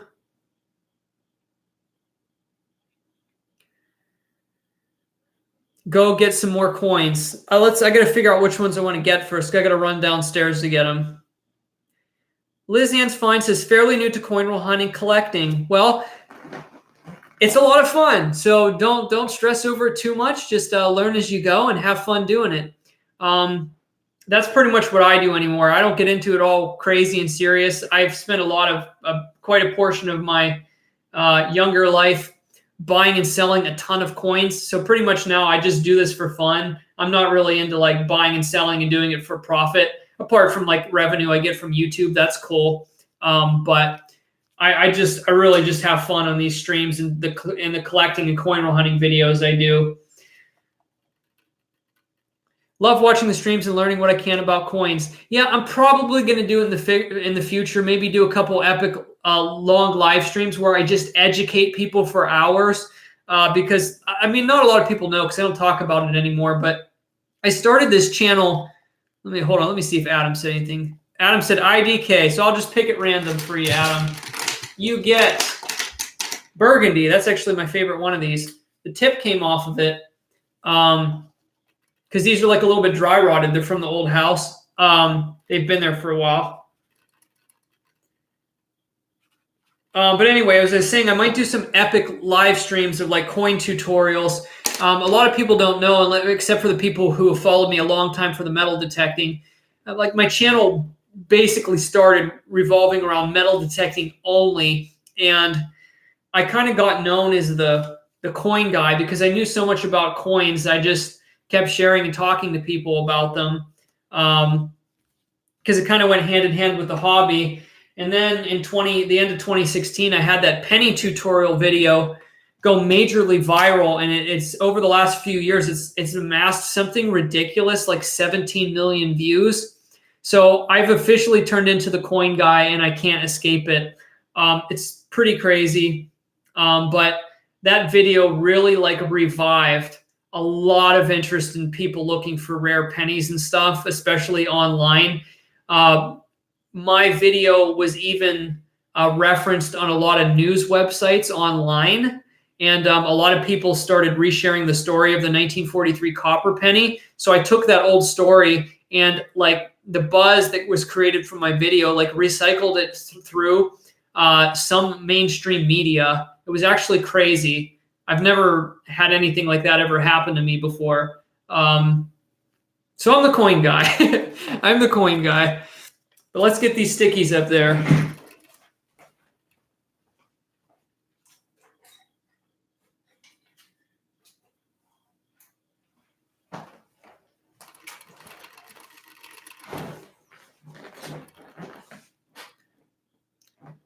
Yeah, and it's funny because that coin video was like me just like pointing at my window ledge and set out a bunch of pennies and just talked about it for like 7 minutes. It was like the most unlikely video to get that many views, like you'd never expected. It was kind of crazy, the timing of it, but a ton of people shared the video and everybody was on the hunt for the $1 million penny, I guess.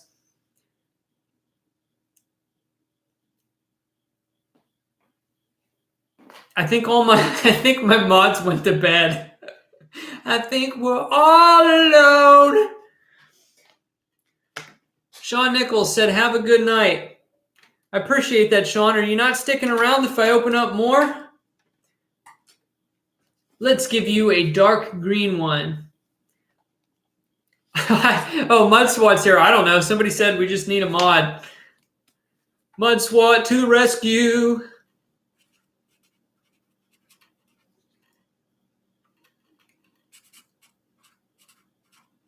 Sean Nichols.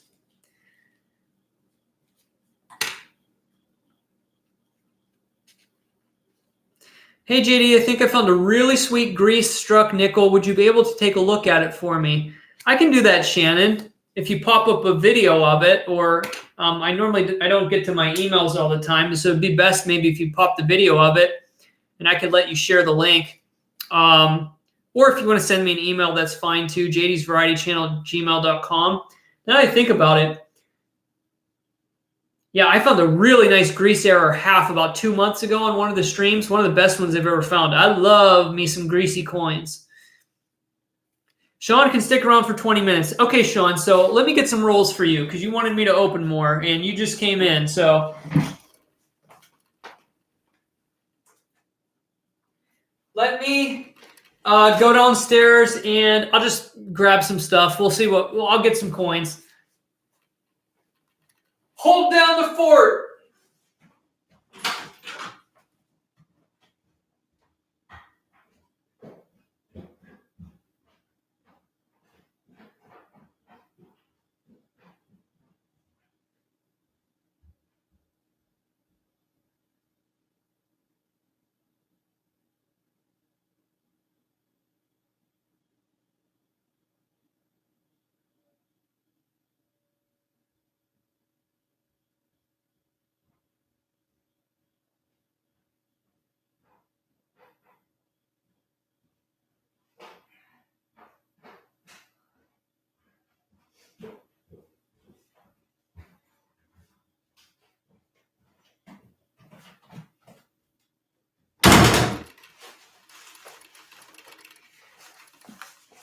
Oh.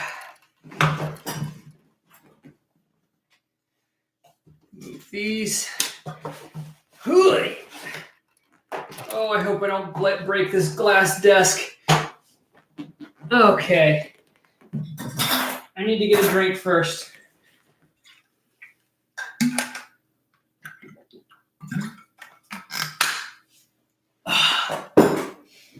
So this is my box with the 40% ender. I'll show it to you here. It doesn't like, oh, it is going to focus on the end of it.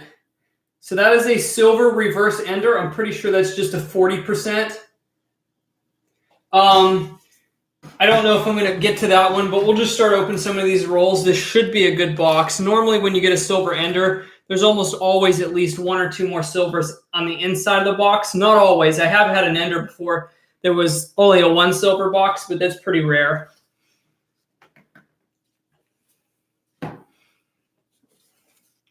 So did I get caught up on all the super chats? Yes, I think I did. If not, yell at me. Refund. No, don't yell for a refund. Okay, don't see any silver in the first roll. Oh, yeah, I forgot too. I think I am going to save that one for video because it'll be pretty epic. The one that I have with the 90% ender has a hold coin ender too. So there's going to be some pretty crazy stuff in that box. But there should be some more. There should be some stuff in this box too. And if anybody notices me setting coins aside, I'm setting the 74Ds aside to check for DDOs another time. Whoa! Whoa! I didn't see this one by the edge because it's not as sharp. First roll has a proof. It came up reverse first. Right here. First roll. Guess the date. I'm going to show you the reverse of it. No way. Third proof of the night. It's nice too.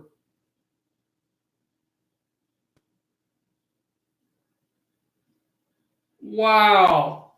First roll. Oh, come on, zoom out. Zoom out, thank you. It's an oldie too. Look at the condition of this.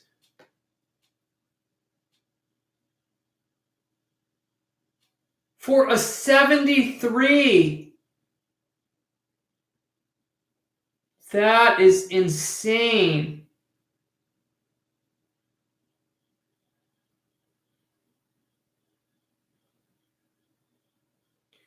Unbelievable.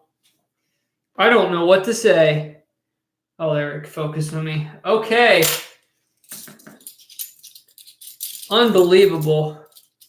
First roll. I don't know how good this box is going to be, but if that's a sign of things to come,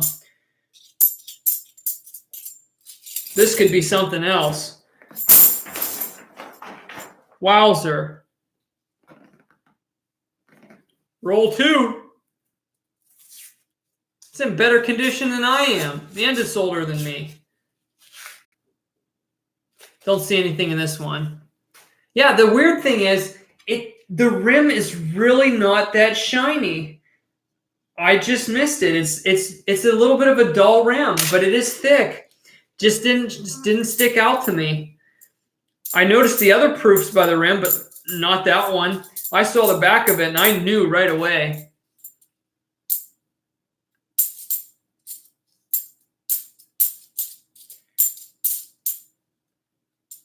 Whoa. That's funny. Look at the scratch on that 7. I almost thought it was doubled for a second.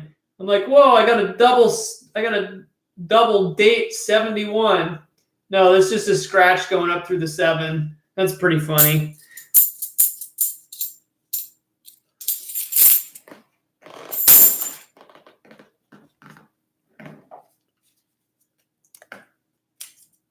Oh, I just jammed one of the corners of that roll up under my fingernail. That burns when that happens. Gave it a little slice and dice. Ooh, we got another. Well, that might not be a good one. Just a nice 1985.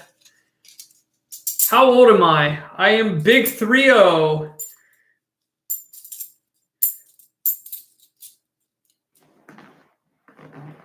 How does the rim wear like that on the coin, but it stays so nice? I don't want to say it's actually wear on the rim. I want to say it's dull just from like having like a layer of film over it from like just like dirt. I don't know, dirt or something. I wouldn't say the rim's worn. It's just dull. There's kind of a difference between dull and worn. I wouldn't say that rim is worn. I would just say it's dull. It's not clean, you know, at the very least. It's not a clean rim. Not like a super shiny clean one. Is this my full-time job? It is not.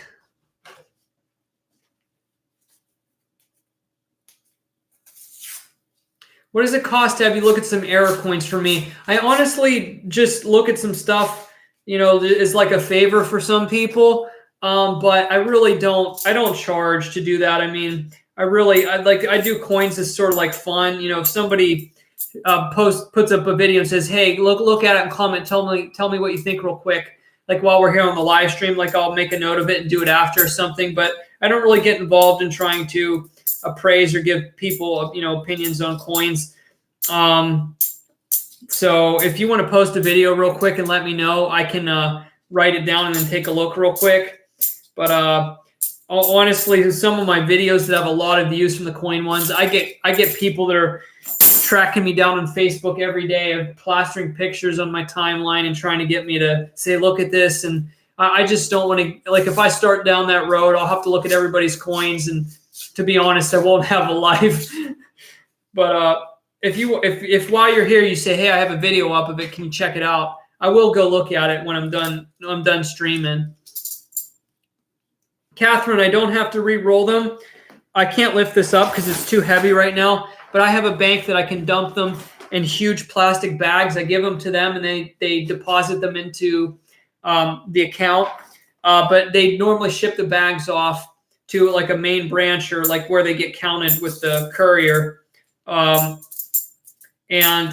it takes a while for them to credit the account. But no, thankfully, I can just throw them in the bags.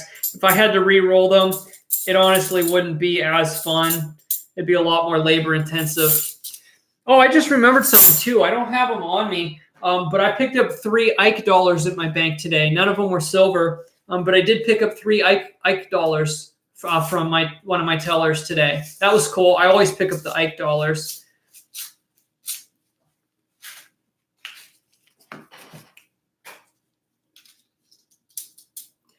Hey, JD, those apartments in your new old house, what did those apartments used to be, a garage or what? Okay, so it's just a garage, and then the space above it was turned into like a small 2-bedroom apartment. It was originally built for the son of the original family that built the property. I don't know when exactly it was built. It's cinder block, so it was definitely sometime after World War II. But all I know is that their son used to live there, and his name was Homer. So it hasn't been used as an apartment for quite a long time. It's been a workshop since at least 1994. So it probably wasn't lived in for many years at all, which is kind of unfortunate that it fell into disrepair as an apartment. I could use it as unfinished workshop space, or I could extensively remodel it and, turn it back into a little garage apartment. But right now it's just used as a workshop area. Paul, I don't have any kids. Unless you consider my metal detectors my kids.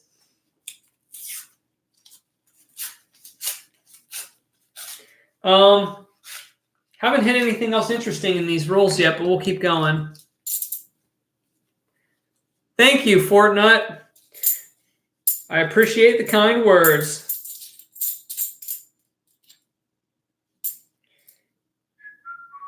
Some weird streaking on that coin.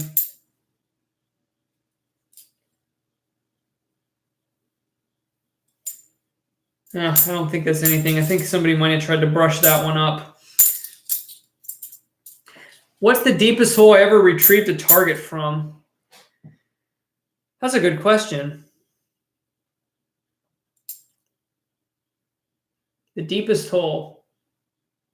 I don't know. I honestly, I can't tell you. I mean, I've dug out pits that are several feet deep, but like with a signal on a metal detector, I mean, I've definitely dug like around like 2-foot holes for like bigger targets, but I haven't really gone much deeper than that.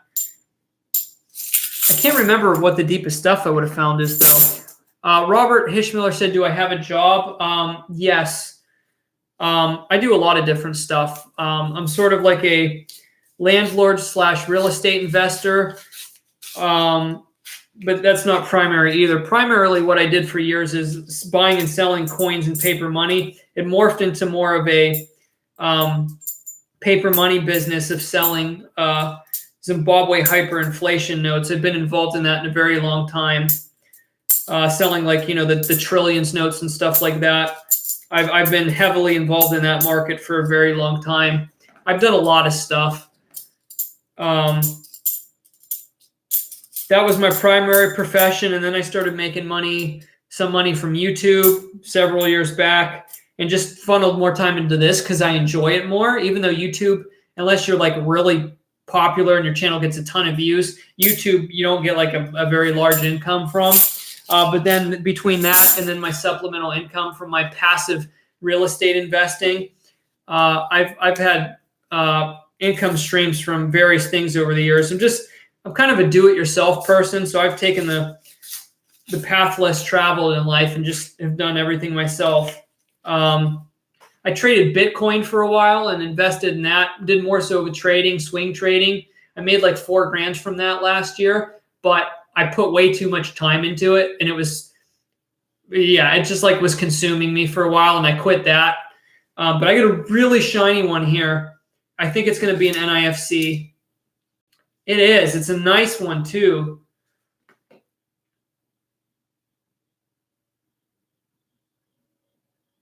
$2017 Denver.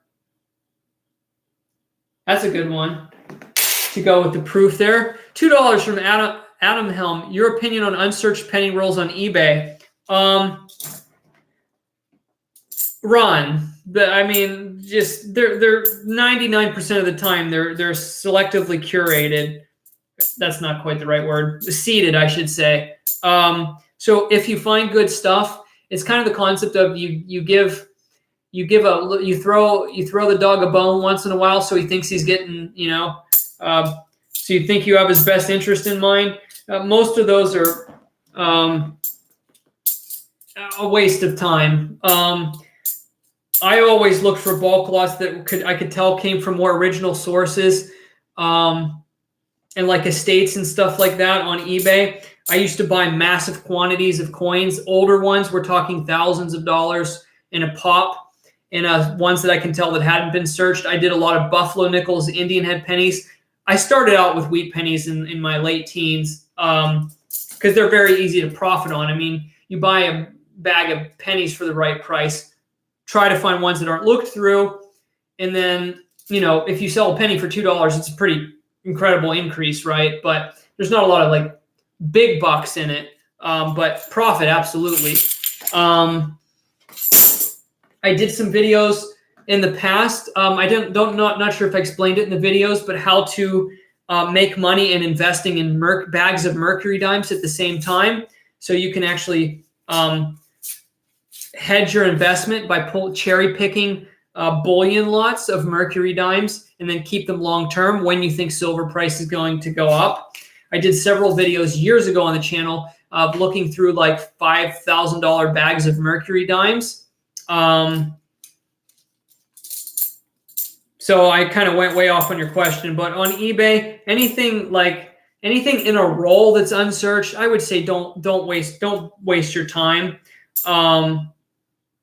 If you want to, you're better off buying coins that aren't rolled. If you're trying to find a source of unsearched coins, try to find ones, you know, that are not rolled, that are in just big, large batches, you know, loose. You're going to have, your odds are probably going to be better. It's all just trying to figure out who's being deceptive with advertising and who truly has sources that are unpicked through. But let me get you a sticky here. We'll give you lime green.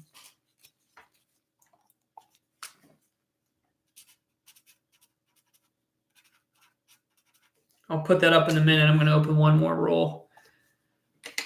Wish I had a metal detector. What would be a good cheap one for a beginner? I recommend a lot of the lower end Fisher detectors like the F4 or F22. I like the low end Fisher detectors. They're very reliable, but they're very lightweight and also very easy to use and learn.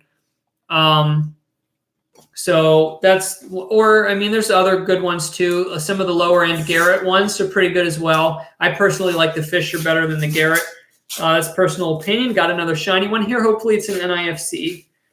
But I hope we hit some silver in this box with that ender. It is. Pretty decent one. 2004 P. The strike almost looks a little granular. Can you see what I'm saying there? I'm going to look at that closer. That might be struck on a little bit of an older die. It's kind of got a granular look to it. I don't know if you can see that on camera. It's definitely a very granular. I don't think it was cleaned though. I think that's just on an old die, struck on an older die. You normally don't see that on the newer coins. That's actually pretty strange. Not so much on Kennedy, but in the fields. Cool coin though.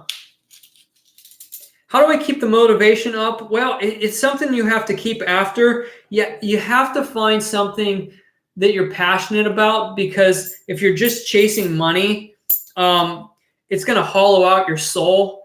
So I just, now these days, I just tend to focus on things that I enjoy more and don't care about what the return is on them. That doesn't mean I don't try to make money, but I try to make money out of the things that I enjoy the most. Like YouTube here. I enjoy the live streams more than anything because I'm interacting with everybody, and it's not like I'm, you know, editing a video by myself in a room and, you know, going through all that. And I still do that, but I'm just focusing more time on things that I really like to do, and it's keeping me motivated. And buying this house, sometimes you can actually trick yourself too. If you bite off a little more than you can chew, then you have to play catch up, and then you're motivated whether you want to be or not, because if you don't, then you're going to fail. So like when you get yourself in a situation, sometimes in life you have to get sometimes, not all the time, but sometimes in life you have to get yourself outside of your comfort zone, and then you, like, the survival mode kicks in. It's like, boy, I did this. Now I have to sort it out. I have to make it work. I can't fail. So you just get like wrapped up in doing it, and then you're like, then you really start to learn stuff because you have to get that experience. So, but yeah, there's a lot of hard times working for yourself. Sometimes where you're like, you just want to throw in the towel, or you're just like, man, I just, why? I need to do something else. Or I mean, it's really something you just have to. I've learned you have to find the passion new every day. You have to find a new passion every day, which is why I'm pressing more toward the things I'm interested in. Because there's a lot more things I could be doing that's more lucrative than spending a lot of time in YouTube. But I have other income streams that I work on consistently. And apart from that, I don't want anything added to my plate. I'm just going to work on YouTube, just enjoy what I'm doing, tell the story of the treasure hunting, and I'm happy. I'm happy with what I'm doing. And if I disappear for a month, it's just because I needed a break. So, and there's, and I can do that if I need to, because sometimes you can get too hung up on YouTube. I know I get too involved sometimes, and then you like have a burnout or you lose the passion. So that's why sometimes on YouTube, and there's other things to focus on in life too. YouTube is one of those things where it can kind of consume you. Wow, we must have more from the scratch tour. Got another scratchy scratch. So just the main thing, though, is just have an attitude of never give up. So even if you have a downtime, you know that you're going to bounce back. Just never give up and know that failure is not an option.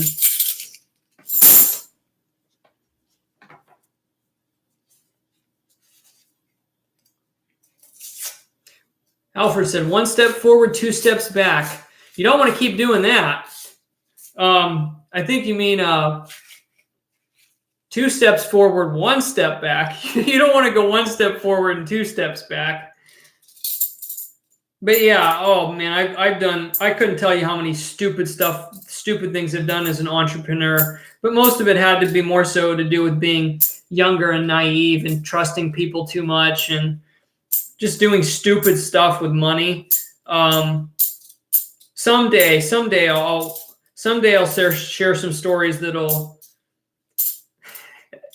I don't know what they'll do. I've got some wild stories, but I'm not at a point in my life where I'm going to share them yet, for many reasons. But I've got some crazy stories.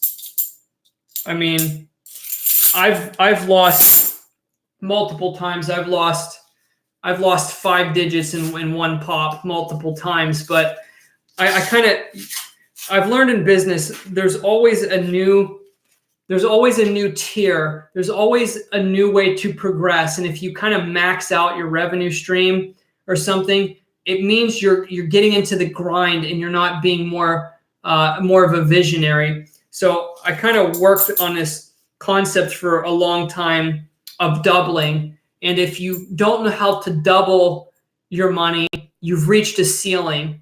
So I've challenged myself. So you go from $1 to $2 to $4 to $8 to $16 to $32, and you keep going and keep going and keep going. So you can first start out is like you're like anybody can make a few bucks, $30, $50, $100, right? You could just work a day job, anything like that. But then you have to look at it of how long it's going to take you to double your money the next. And if you get to a point where doubling your money is going to take 10 years, well, then you're just locked into something. You're locked into mediocrity. So I've pushed my brain to understand investing more and how to actually grow rather than getting caught in the grind, because it's extremely easy to get caught in the grind. I just got to find here. But I'm at a point in life now, I'm not trying to like double my money anymore. I'm just kind of content with where I'm at doing what I'm doing, because for me to take where I'm at to the next level, it would consume my life and I'd have to go full-time investor and probably travel and do all sorts of other things. And I just don't think it's a direction I want to go in life. I don't even remember what I was originally talking about. I'm just kind of ranting now, but I just found a 2012 PNIFC. Oh yeah, so what I was saying is when I was more of a young, aspiring business person and entrepreneur, I kind of developed this mindset. I told you about the doubling concept, and then I had this concept in my mind. Boy, I'm getting tired. I just completely forgot what I was going to say now. Oh, come on. What was I going to say? I can't remember. Man, it is getting late. What was I going to say? I was talking about doubling. Oh, yeah. It kind of went like this. Because when you want to make money, you cannot be afraid to throw money out. The way you make money is by putting it out there, getting rid of it. When I say getting rid of it, I don't mean giving it away, obviously, or like just doing something stupid with it. You have to invest money to make money generally. So if you're stingy with not wanting to invest a lot, you're never going to have really good potential. You'll just make little gains and little flips here and there, and you can maybe buy something for $10 and cherry pick it and sell it for 500. That's an awesome profit, but that's not a model for making money long term.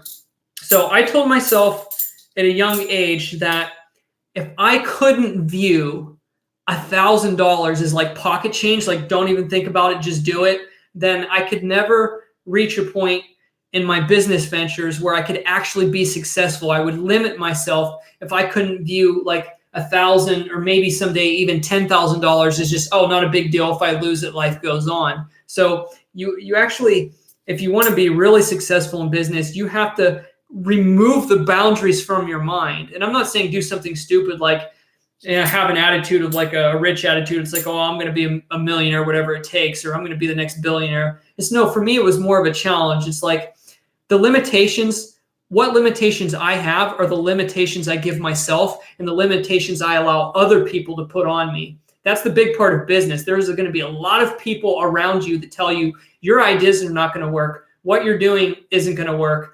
Now, nobody's going to care. How are you going to make money doing that? That's too much risk. And here I am.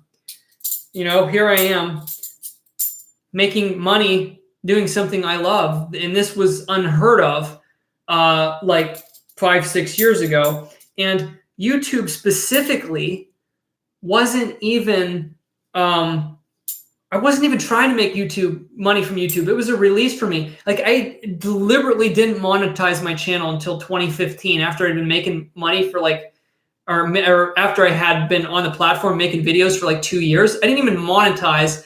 And then I reached a point I'm like, well, I may as well monetize and see how far I can take this. And then I went full steam into it. And it's like when you find things you're passionate about, there's opportunity in it. And YouTube, making money from YouTube,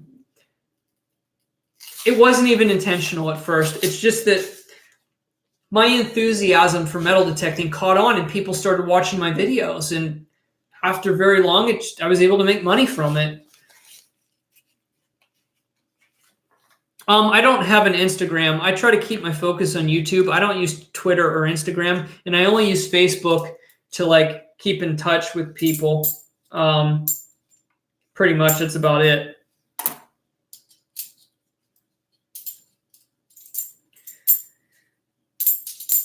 This box cooled off a little bit, but I'm not going to stay too much longer, but we'll get through some more here. Hopefully we can make at least one more good find here. Crazy that proof was in the first roll. Focus, JD. I'm focusing. I need another drink, though.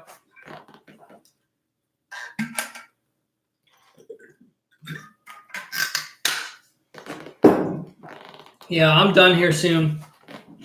Yeah, that window's open. It's getting hot in here from all the lights on.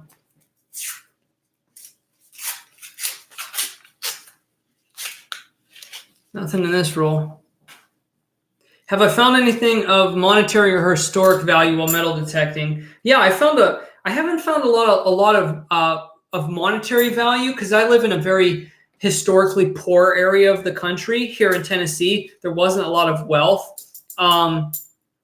So on the monetary end, the rarest things I've probably found are I found a 10 karat ring with a a Mexican 90% gold coin inlaid in it. Now that was more of a modern find. Like somebody probably dropped it within the last 10 years. That was worth about $200 or so. I haven't found anything like super rare. I found a 1921 standing Liberty quarter worth about $140. I found my Civil War Eagle breastplate is probably worth about $100. And I found a Union Civil War spur that's probably worth in that range too. Maybe a little more on that one. But I found a lot of stuff of historic interest. A lot of stuff. I'm not sure how many people know, like how many of you here have been following my channel for years. And I've really slowed down on like the hardcore urban treasure hunting around people's lawns. But I was kind of known way back in the day as being like the silver slayer kind of for metal detecting. I do a lot of different types of treasure hunting now. So I'm not like focused on metal detecting silver from urban lawns and like door knocking. But since 2012, I've excavated over 1,000 silver coins from the ground.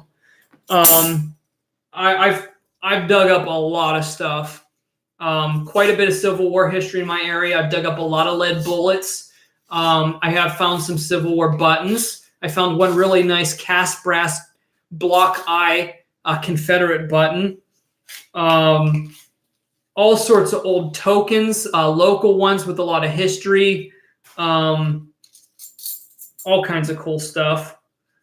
Rings. I've dug a ton of silver rings and other copper rings. But I've literally been posting videos on YouTube since 2012. I was one of the earlier crowds to start posting metal detecting videos. When I started YouTube, the coin community didn't even exist, I don't think, or if it did, I wasn't even aware of it. And the metal detecting community might have been like 200 people. It is really small. So I've been here for a very long time. Hey, Roller Jones, I know you've been around for a very long time. I know for certain I've talked to you on and off randomly in the comments since like you said 300 subs. I know you've watched some. I've watched some of your videos in the past too. So it's good to see you in here. My favorite metal detector right now is the Technetics T2 because it's the best multi-purpose detector for the type of treasure hunting I do, but it doesn't mean it's the best for everybody and everybody else's conditions. Let's not forget the $5,000 cash. That was a great April Fool's video. The funny thing about that video is it's still getting like probably something like 400 views a day, even though I posted it like 2 years ago. It's hilarious. I get so much hate on that video. Like people irate that they watch it and they're like, "You wasted part of my life." It's like, it's a joke. Just, and the thing is, I posted it like a couple hours before April Fool's Day. So I tell people it's an April Fool's joke, and they're like, "You posted it on May 31st. It's not an April Fool's joke." It's like, it's hilarious. Yeah, you have to expect if you make a video like that, if it ever gets a lot of views, you're going to get a lot of hate. But I thought it was, I mean, I don't know. It's subjective whether somebody thinks it's stupid or funny. I had fun making it.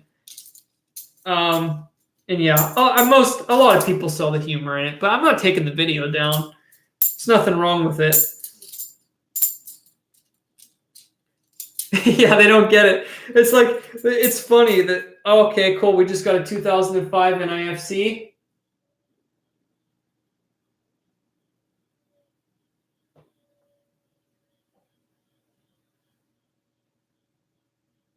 There we go. Pretty nice. Not bad. But yeah, some people are like, it's funny, they'll comment on it and they'll be like, "I knew, if that would have been real, you wouldn't have been that relaxed and, this, that, and the other." And I'm like, okay, it was supposed to be a serious buildup until I started reading the note. By the time I started calmly reading the note from the tater bag, if you did not know it was a joke, you were like super dense. Like that was like the humor. It was like me staying calm for 2 minutes and reading through the recipe for making a microwave baked potato. That's the joke. And unfortunately, a lot of people were still thinking I was trying to deceive them at that part of the video. If you don't know it was a joke at that point in the video, you completely missed the punchline. That was the punchline.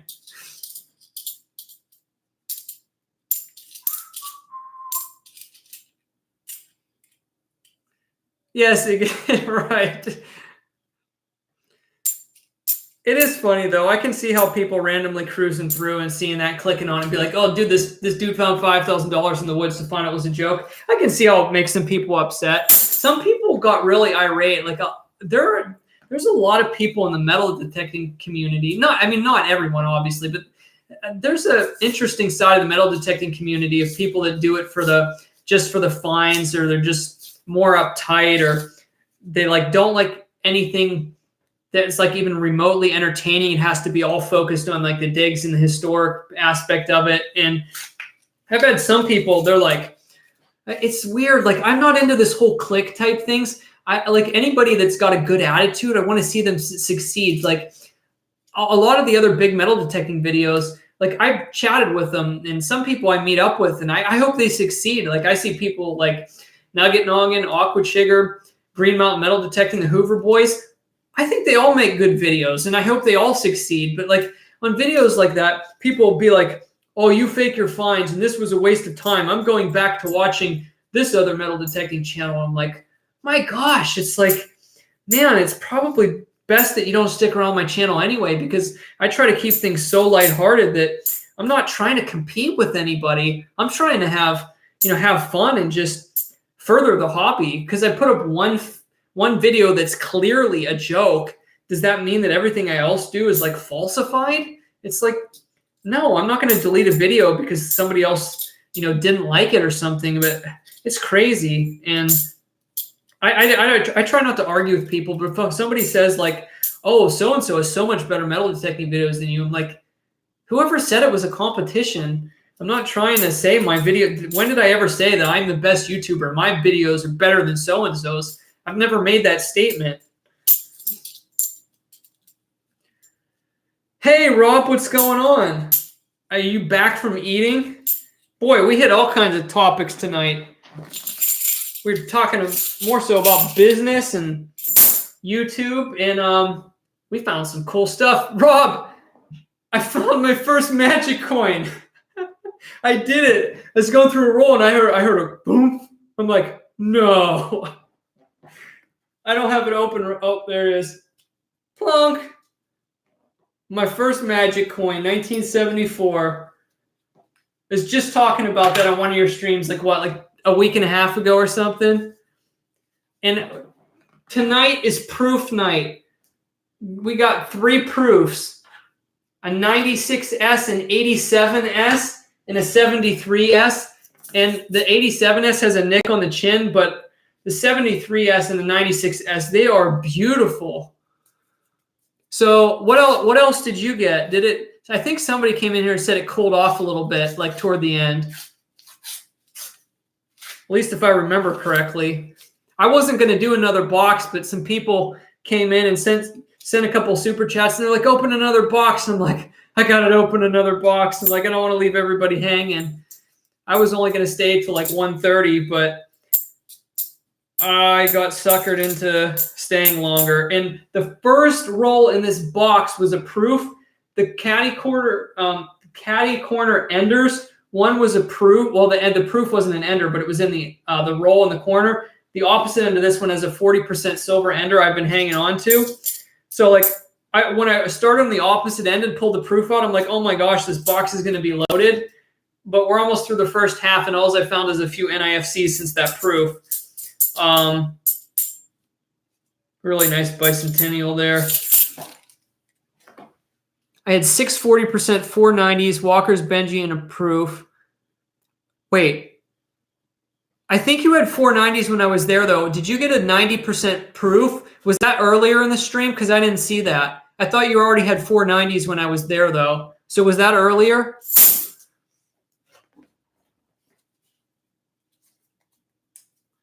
I'm going to hang on to my proofs for now. I'm kind of collecting them for now.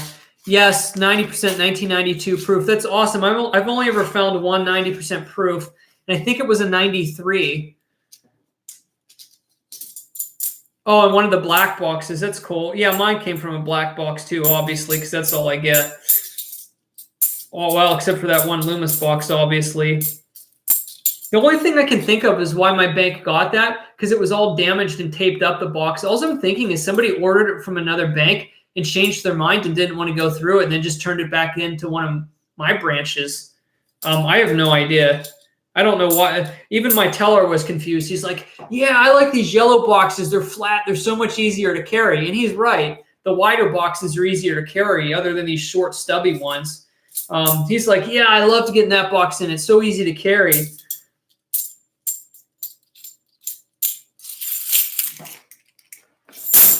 Oh, yeah. I don't know if Rob was able to pop in on the last one or watched any of it or not. But on the last stream, I had a collection dump of uncirculated coins.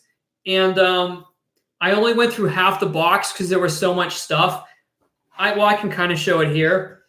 And it wasn't just like a few busted open rolls. It was ranging from the 70s to like 2007, I think. I had one 2009, but it could have been a fluke. It was mostly from the 70s to 2007. Every roll had stuff. Right here, all of those coins, all of those stacks, I still have them here, are uncirculated coins from half the box. So I still have the other half. And there wasn't any silver in the box, so I don't know what the deal was with that, but just a lot of amazing uncirculated coins. I started open one roll, went to another one. Oops. I still have to go back through them and pick out the nicest ones. I don't know if I'm going to try to do – I'll probably do a quick wrap-up of all those ones and show them as like an intro to a video and finish opening the last half of the box on a regular video because I wanted to open half of it at least for the people on the stream here it's so everyone could enjoy it. And it was crazy. Every roll was just – lined up with uncirculated edges, like between like 2 and maybe 6 a box or a roll.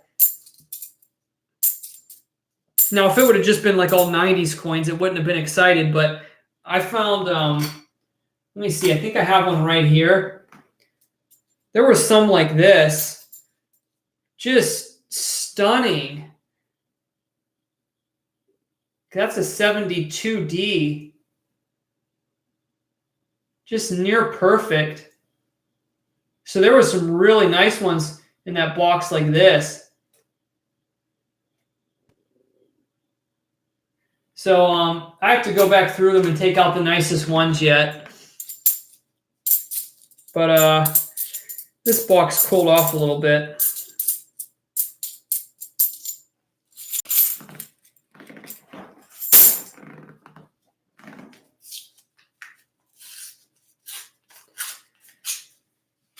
Oh, I think I'm going to take off now. I'm through half of this box here. I might save the silver ender for another time. At least I'm pretty sure that one's a 40% ender, the one I showed here.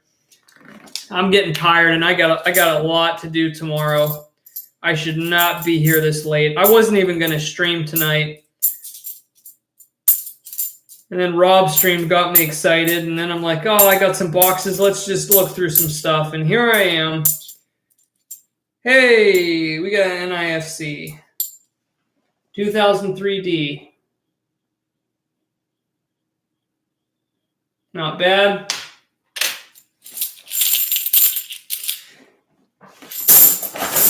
All right. Let's see what's on the bottom here. Doesn't look like anything on that. I think I looked at these already. I don't think I looked at the bottom of the bottom row, though. And it doesn't look like anything crazy.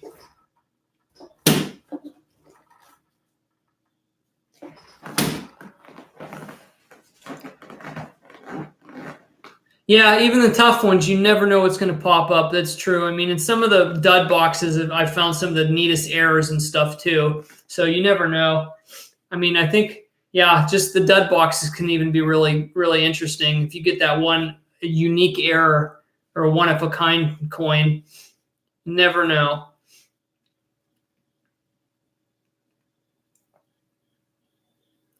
If Steve Buscemi hadn't made it in Hollywood, there you go.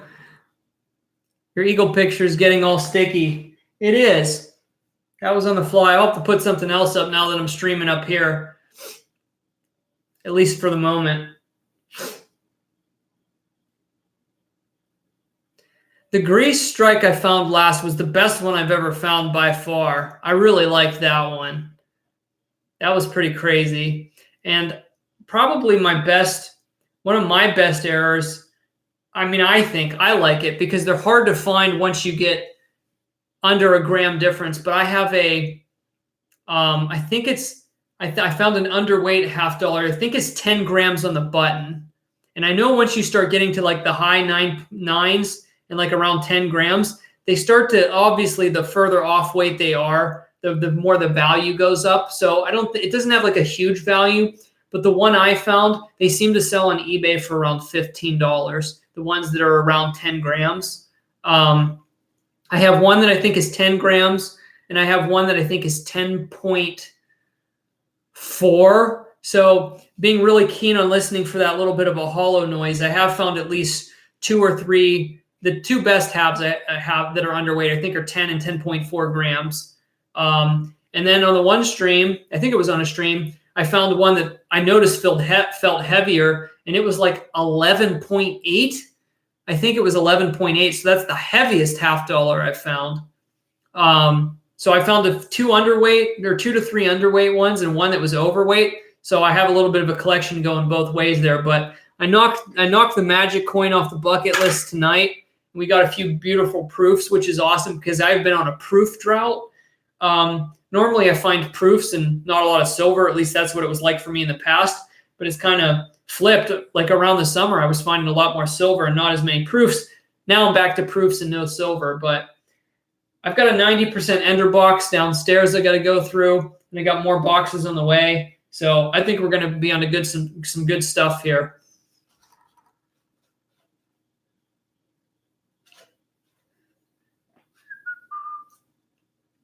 Yeah, that grease strike is pretty crazy. Yeah, the front of that coin, you can hardly see anything on it. It's not very common on the $half. It's just not common on the $half. I guess they keep them nice and clean. I got I don't know, did I get just this one earlier? I don't know. Tell me what you think about this one, Rob. Normally you don't see this in the NIFCs. I don't think this one is cleaned, but I think this is a 2004 that's on it was on like an older die. As soon as I get to focus there. It's very granular. It's very grainy. And I normally don't see that on the newer coins. Normally you see the older dies and the earlier dates, like the 83s and the ones like that. But that's a really grainy coin. And I don't think it's been cleaned because you can't see that grainy look really so much on Kennedy. So normally I'd just say it was like an altered coin, but I actually think that's the strike on this one. I don't know. You may think differently, but I thought that one might just be on an older die. It kind of caught my eye anyway because it's got all the luster there, but it's very grainy. I don't think that's. Yeah, that's not polished. It's like luster, but it's definitely luster. I mean, the edge is really clean and shiny, but it's kind of like grainy.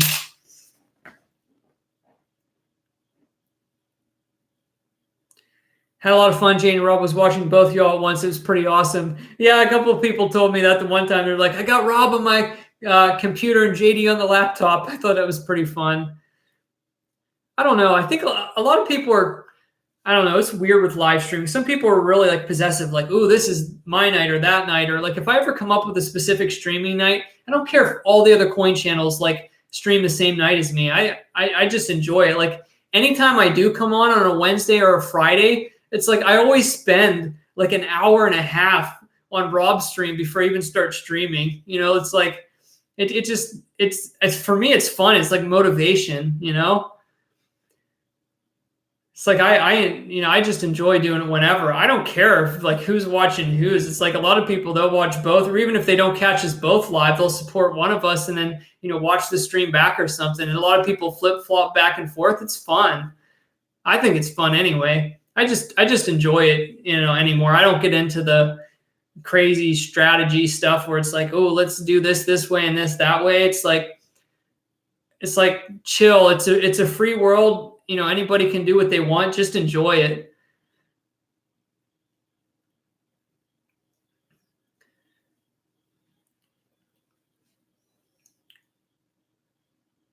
But yeah, we'll have to, when things slow down with me at the house here. I do want to do some collaborations. I have some ideas.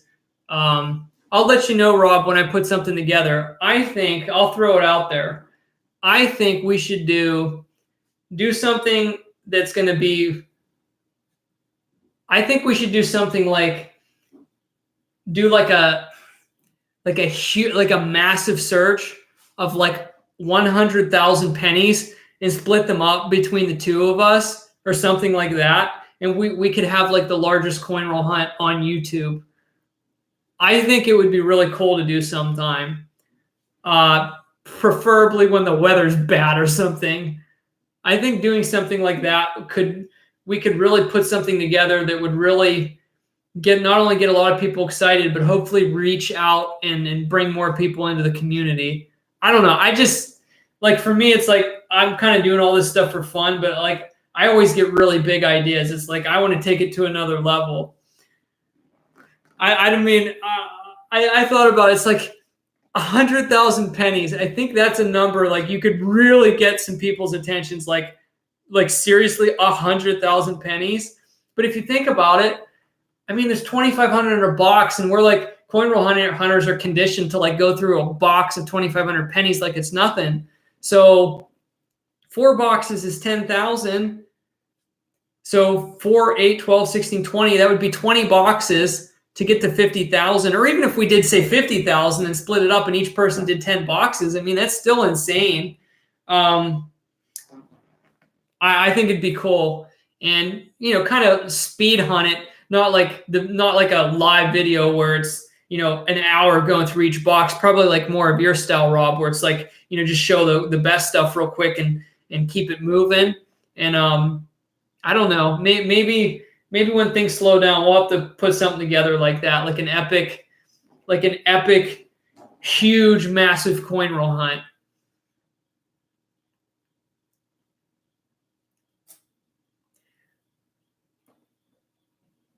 Another level, do a pallet each of halves over a couple weeks. Well, it was even a lot of work putting that video together I did. I was going to do 10 boxes of halves and hunt through them all live.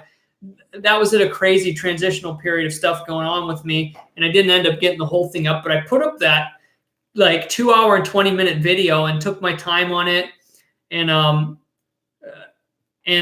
made sure I released it when I want to and kind of made it exciting. And it's one of the really goofy videos, the way it worked through the algorithm. It's one of my very few videos that gets more views at night than during the day, which normally means it's being promoted in other languages more than in different languages, different countries. Generally, it's very strange. Like the views peak on it at like 3 a.m, and that's only ever happened on like one other video I've ever posted, that it got more international views and shares than it did within the United States. I don't know. YouTube is a very strange place, but that video that was, an epic long 2-hour and 20-minute normal upload, got like 130,000 views or something like that. And it's still getting like 700 views a day. So I found that for coin roll hunting too, people have a vastly larger attention span than most other genres on YouTube. So coin roll hunting are one of those things that you can get away with posting long videos, whereas with a lot of other hobbies and topics you can't, because people won't watch them. But it maybe goes along with the saying that coin people are nerdy. I will say the average person interested in coins has a much larger attention span than non-coin hunters. Let's put it that way. My 10,000 pennies video had a lot of UK views at 3 a.m. That's pretty crazy. But yeah, I noticed the coin roll hunting videos. It's like I don't want to say the longer the better, because short ones can do well too. But I've noticed that the coin roll hunting videos I've had that have done the best are the ones that are like ridiculously long. But you all obviously want something to back it up. I'm not going to put up an hour or 2 hour video that's very mundane. I'm going to make sure it's strung together with something epic in it that everybody's really waiting to see. I'm not going to put up a 2 hour video that's just absolutely nothing.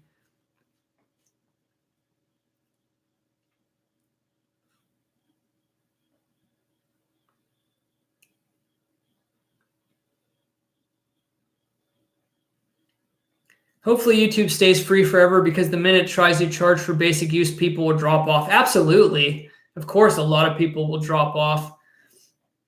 YouTube's changed so much over the years. I don't like the direction it's going. I'm not putting a lot of stock in it. I've kind of accepted that if YouTube goes down the tubes, pun totally intended, that I'm okay with it. And I'm not putting a lot of time into this as a long-term business plan, hoping and crossing my fingers that everything will be fine for the next 10 years. I just don't like the way it's going. They've changed so much. They're so out of touch with the creators. They tried to take the verification check mark away from people, and then they scurried to change to limit the backlash and changed it. And then they did this thing. They stopped doing the live subscriber counts, which was like the core of YouTube, of the excitement of building your channel. And now they don't have live, updating feeds. When they truncated the view count, it's like something says 1.6 M views instead of 1,600,000 like written out. Now it's like they took all the fun elements of it and they just took all the fun out of it. And it seems like everything they do, in my opinion, I'm just being honest, I think almost everything they do just makes YouTube worse. And now the way they've been fine-tuning their algorithm, YouTube, if you're looking at it from a basis of you want to be like successful or you want to be like a big channel, it's cutthroat now. Unless your content, generally there's exceptions to the rule, but the way they have it structured, if your video does not get clicked on at a very fast rate from the moment it's posted, if you don't have a high click-through rate, they're basing the main criteria off of a video's success. The first criteria off of how many people click it based on the impressions. And then the next is watch time. So for a variety channel like mine, when I'm constantly fluctuating through different topics, it keeps my videos generally suppressed in views. Always a random video can make its way out, but on a channel basis, the way they've made it now, it's so impersonal, and it's not based on community. Now it's just based on competition and nothing else. You either give it what it wants or they just bury your content. Even when your engagement is up and people are loving your content and everything's growing, and you can tell even when more people are watching each video you upload, that has nothing to do with the sharing of the suggested videos and things. And it's unfortunate what they're doing to it. I think they're shooting themselves in the foot long term, but it's a monopoly, so they can get away with doing almost whatever they want. And I'll stick around and see what happens. But you do get a little disheartened sometimes when you see the potential of a platform like this and what it could be. If it was not so much focused on the sort of the capitalist side of it, or the agenda behind it of what other people want it to be. But in the end, it's a third party, and they're going to do what they want to do, and it's probably always going to follow the money. Once something gets that big of a conglomerate, it's already a Google subsidiary, and YouTube exploded over the last 5 or so years. So it is what it is. I could use 70,000, but by the time I get there, YouTube will change. They have every other time. Yeah, who knows? Like I wouldn't count on ad revenue. Like who knows what could happen? Anything could happen. It could be here one day and gone the next.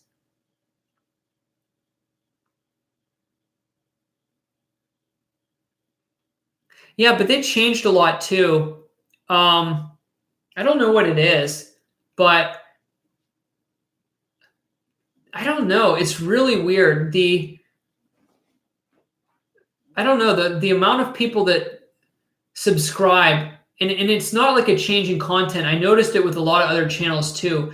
I don't know if there's some sort of suppression, or not a lot of people subscribe like they used to per view. It's kind of strange. It's very weird. I don't know. A lot has been going on. There's been a lot of changes this year. USPA News photojournalist, 420 super chat. I think there's a little something subliminal going on there. Just showing a little support. I appreciate it. Oh, and I forgot to put Adam Helm sticky up. I have it sitting here. In the meantime, you can use YouTube to build a following and have fun interacting with people for sure. Absolutely. And I'll probably be here till the wheels fall off. Not meaning that I'm going to post. I may not post as frequently as I am now. I mean, I just disappeared for 3 weeks like a little while back, and there may become a time in my life where I'm only posting a video or two a month, but I can't see myself ever outright quitting unless it was required or something major came up where I was like protesting YouTube or something. But I'm just not going to put too much stock in it. And I'm just having fun now. Now, I will say the algorithm drastically changed over the last year, and this is where I didn't keep up. The strategy used to be more so curate your content and get momentum built per upload and make sure people were invested in each video. But now they're actually promoting what was a little more detrimental in the past, which is now it's sort of a cutthroat. The volume game means more than things now. Like back in the past, you could really focus on the strategy for an individual video and try to get it to explode. But now it's like the more content you churn out, the more it's favored. So people that are posting like daily videos now and really building in a specific genre are the channels that are really getting promoted by YouTube. And it never used to be that way. So when YouTube kind of switched over to this new algorithm, and I've been kind of seeing what was going on over the last years, it really crushed my channel. For example, I was with only posting maybe 7 videos a month. I don't know, maybe posting 7 to 8 videos a month plus views from my old videos. I was getting maybe like 70,000 views a day. And when my channel really exploded, I peaked at like around 100 to 110,000 views a day, which was crazy. And I knew it wasn't sustainable. But when it slowed down, even for a long while, I was doing 50, 60,000 views a day. And it's gotten decimated. So now I'm putting out a ton more videos and my views are down. Like to maintain 20,000 views a day, I have to post a video like every other day. It's pretty crazy. It's changed so much. And part of that is just because YouTube's getting more saturated too. And, it's just more cutthroat now. It's more competitive. It's more competitive than it's ever been too. So that's part of it as well. But I'm writing out your sticky, just taking me forever. After I write this one out, I might get rid of this one. It's not writing real good. USPA News photojournalist. I appreciate your super chat. All right.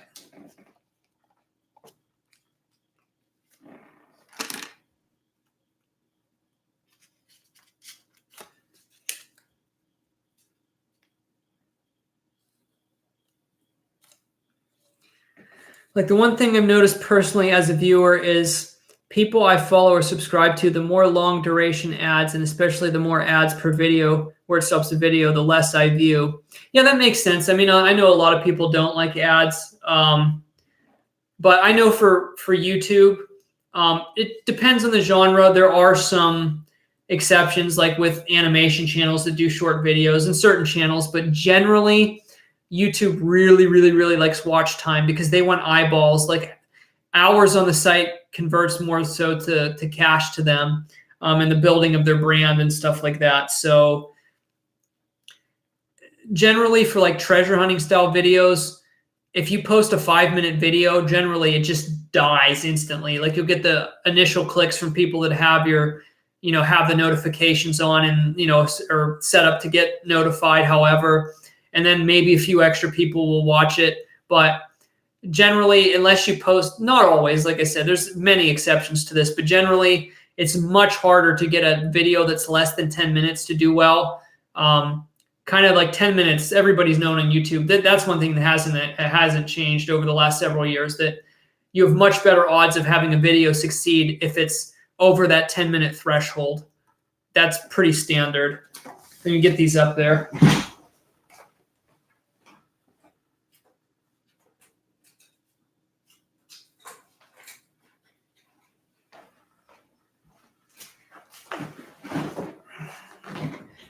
Sandy sent a $20 super chat. What is the blue thing beside the fireplace? I'll start with that. So you can see down here, I painted below the chair rail that blue color, and it goes the whole way around the room here. So that's just one little square that had to be painted. Is that what you're talking about?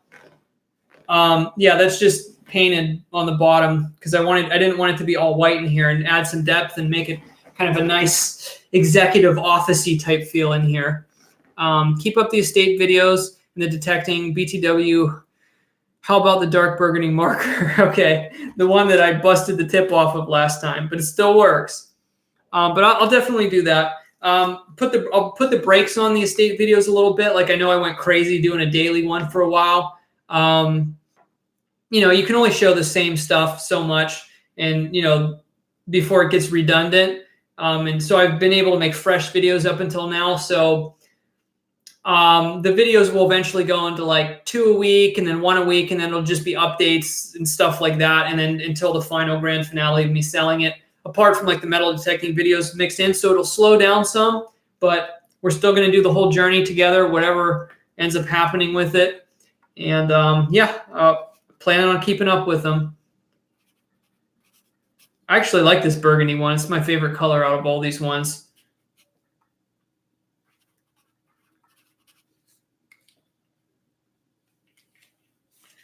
So let's get that up here.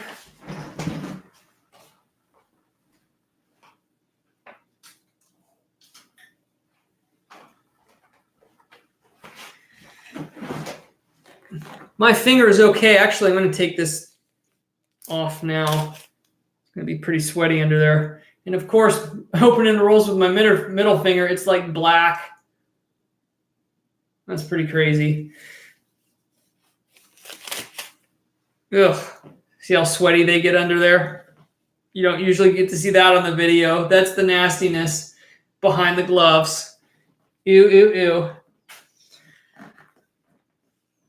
Shannon said I sent you an email with the nickel. I'll look at it right now while I'm on here. Let me click out of here.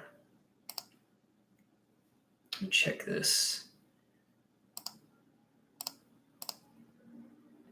I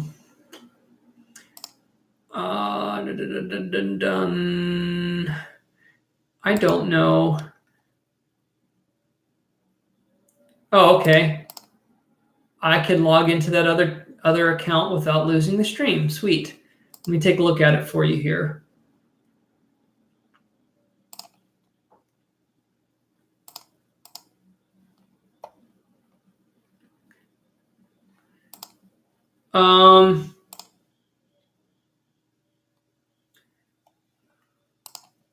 I don't have the email here. Did you send it to jdsvarietychannel@gmail.com?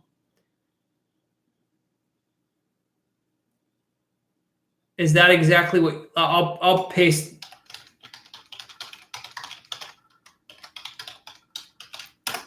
I put it in the chat just as it is. I can double check and make sure that's where you sent it.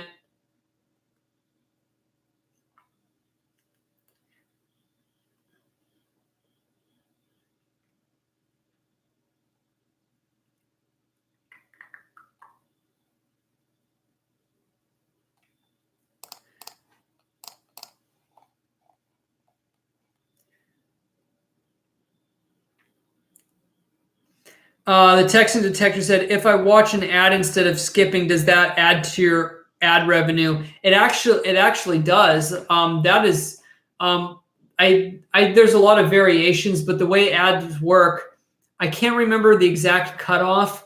But if you don't watch an ad, I think for like the first 10 or 15 seconds or something, you don't get paid for it as like an impression generally. So actually, if the ads aren't watched, I think there's exceptions to that because there's different types of ads. Some of them are only a few seconds long. But I think generally on the longer ads, if you don't watch something like 15 seconds of it, I don't think the creator gets any credit. That's my understanding of it. I don't know how much that has changed over time. I'm not exactly sure. I don't really follow that a lot anymore. I'm not the person like looking in my analytics every day to figure out how I can maximize with the ads and stuff and my CPMs and how much a certain type of video generates revenue based on another one and who's the advertisers, like which genres generate more income, because the ads are it's like a bid-based ad system where advertisers bid on like ad space. It's kind of, a lot of people don't know how crazy the ad world is. Like somebody might be able to get paid like $10 or something per 1,000 views, where for somebody else it could be like 50 cents. It's really crazy how vastly the revenue can vary based on the type of content. It's like a marketplace. So say there's like a lawyer that wants to advertise, and there's not a lot of law-based channels that focus on law. Well, the people who are posting law-based videos may get a really high premium for the ads that those people want to place on their type of videos. So like, for example, if there was a huge metal detecting war of the metal detecting companies out there and not a lot of people posting metal detecting videos, it could be pretty lucrative based on different businesses. Also too, based on how high the profit margins are, how much advertising money they have. Like if you're able to make a lot of money off of, the clients you're advertising to, the ad rates could be really high. There's so many things involved in ads on YouTube that a lot of people don't know. It's a very in-depth system. Okay, you said you sent it to JD's Variety Channel, gmail.com. Maybe it just, okay. I think it just came through slow. I think it's here right now. No, that was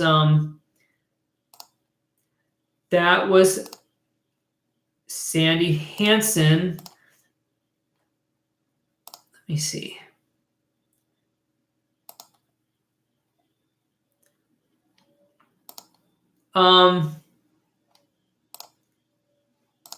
I don't know if you had an attachment, if it's just slow, but will your name show up as Shannon Bond? I'm in my mail right now and it is not there. I only have Sandy sent an email just like a minute ago, and I don't have any other emails for the last several days on that account.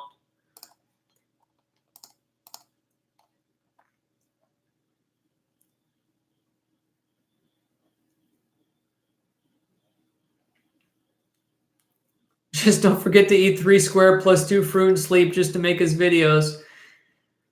I'll keep chugging along. It will show up as the 007 painter. I'm waiting for it, and I checked my spam folder. It's not there either. So I don't know if you want to try to resend it, but it's not there in either folder.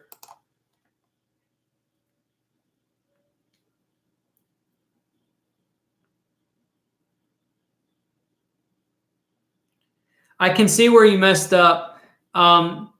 At least if you typed it the same way you sent it to me, You put channel CHANEL, it's CHANNEL. So if you only put one N in it, that's why I didn't get it. Make sure there's two N's in channel. And let me try to see what other comments are here.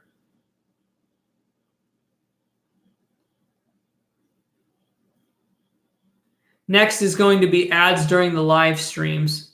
Yeah, who knows? All I know is you can put ads on them for when the video plays back after it's processed, but no ads when they're live. Now, there's a little button on the live streams where I can click a little icon that says insert ad. And actually, if I remember in the future, I'm going to click it right now.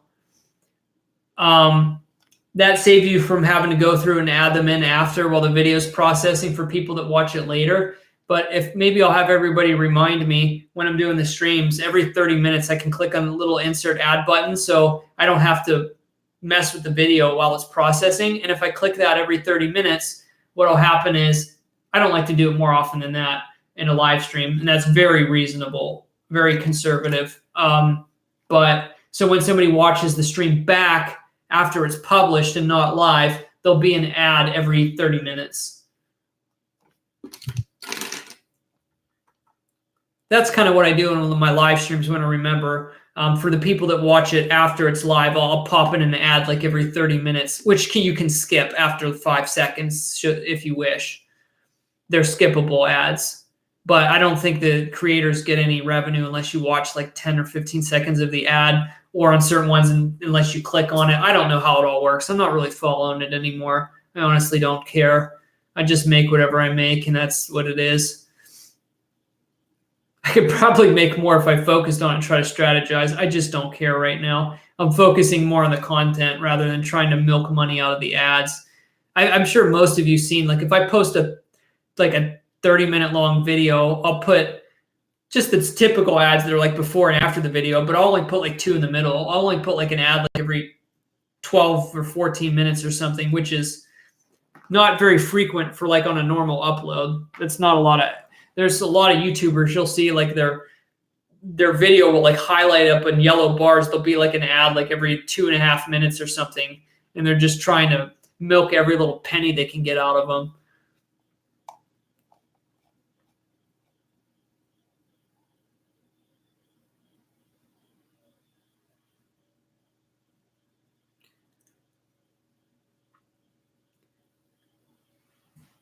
Yeah, there's I use like YouTube's standard webcam thing under YouTube for thing and like on the top of the streams by the chat, there's a little monetary icon where you can just press a button and it literally inserts an ad at that point in the live stream. So I could sit here all night and click that and paste ads all through my live stream, but if I remember, I'll only do it like every half an hour. So that way you don't have to go in the end of the video and try to space them out like after it processes. I just figured that out a little while back, but it's like, oh, I clicked the button and it said ad inserted. I'm like, oh, there we go.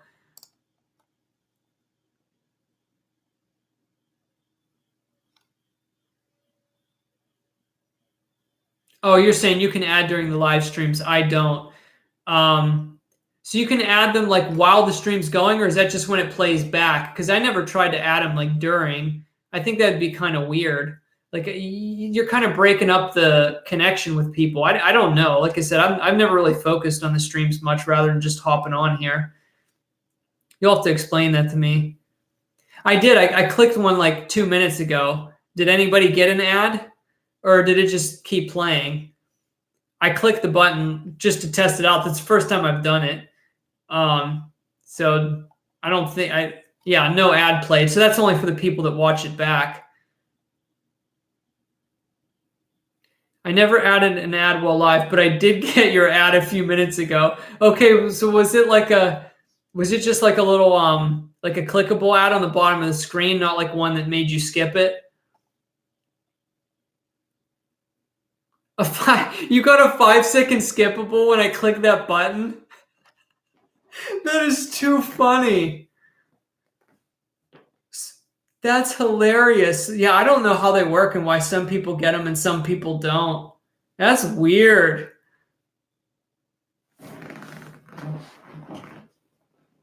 That's hilarious.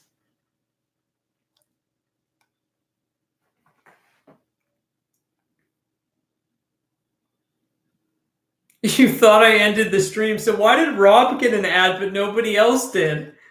This is just bizarre. That is so funny.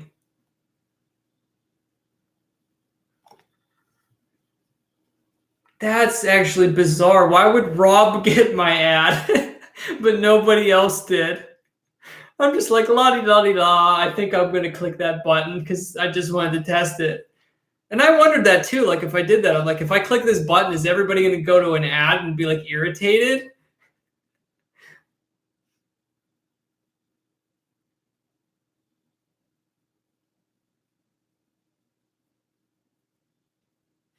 That's too funny.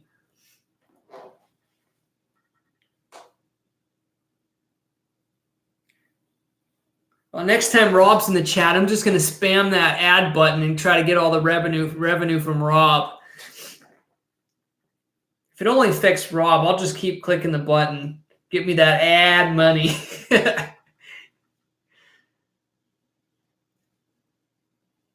Good morning, Jenny. I'm getting ready to leave here very shortly. I should not be here, but I am. Spam the ad. I'll click them too.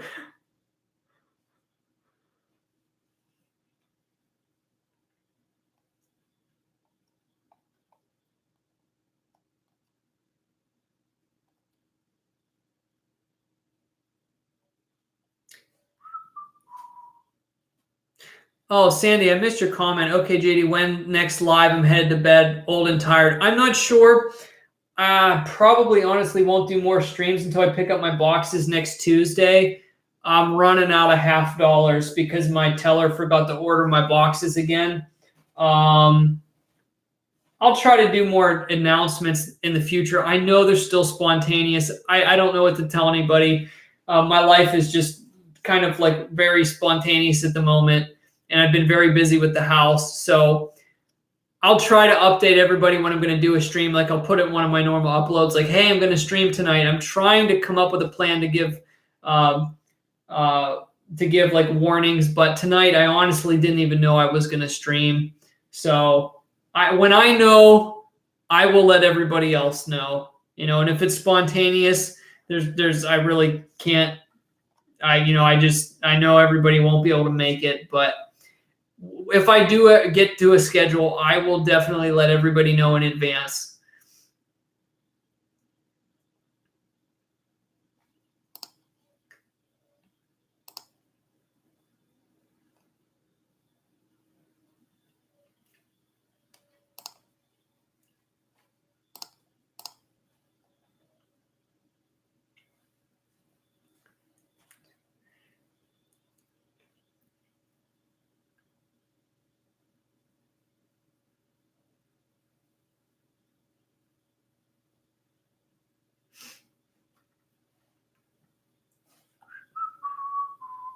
All right, I think it is time for me to take off here. It is 3:06 a.m. and I shouldn't be here right now.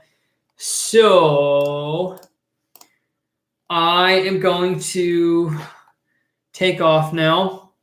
And I just wanted to say thanks to everyone for stopping by. We had a lot of fun.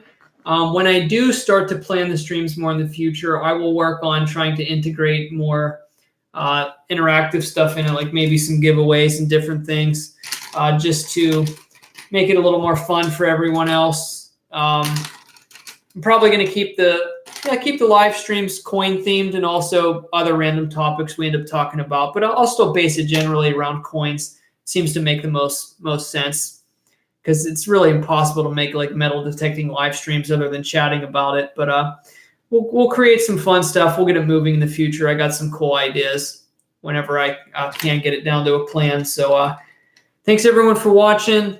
I appreciate all the support. I hope you had fun tonight. We didn't find any silver, but we found some pretty cool stuff. So got more estate videos on the way, more metal detecting videos on the way, and I actually have a lot of projects that I have started that I never posted from like random times over the last year.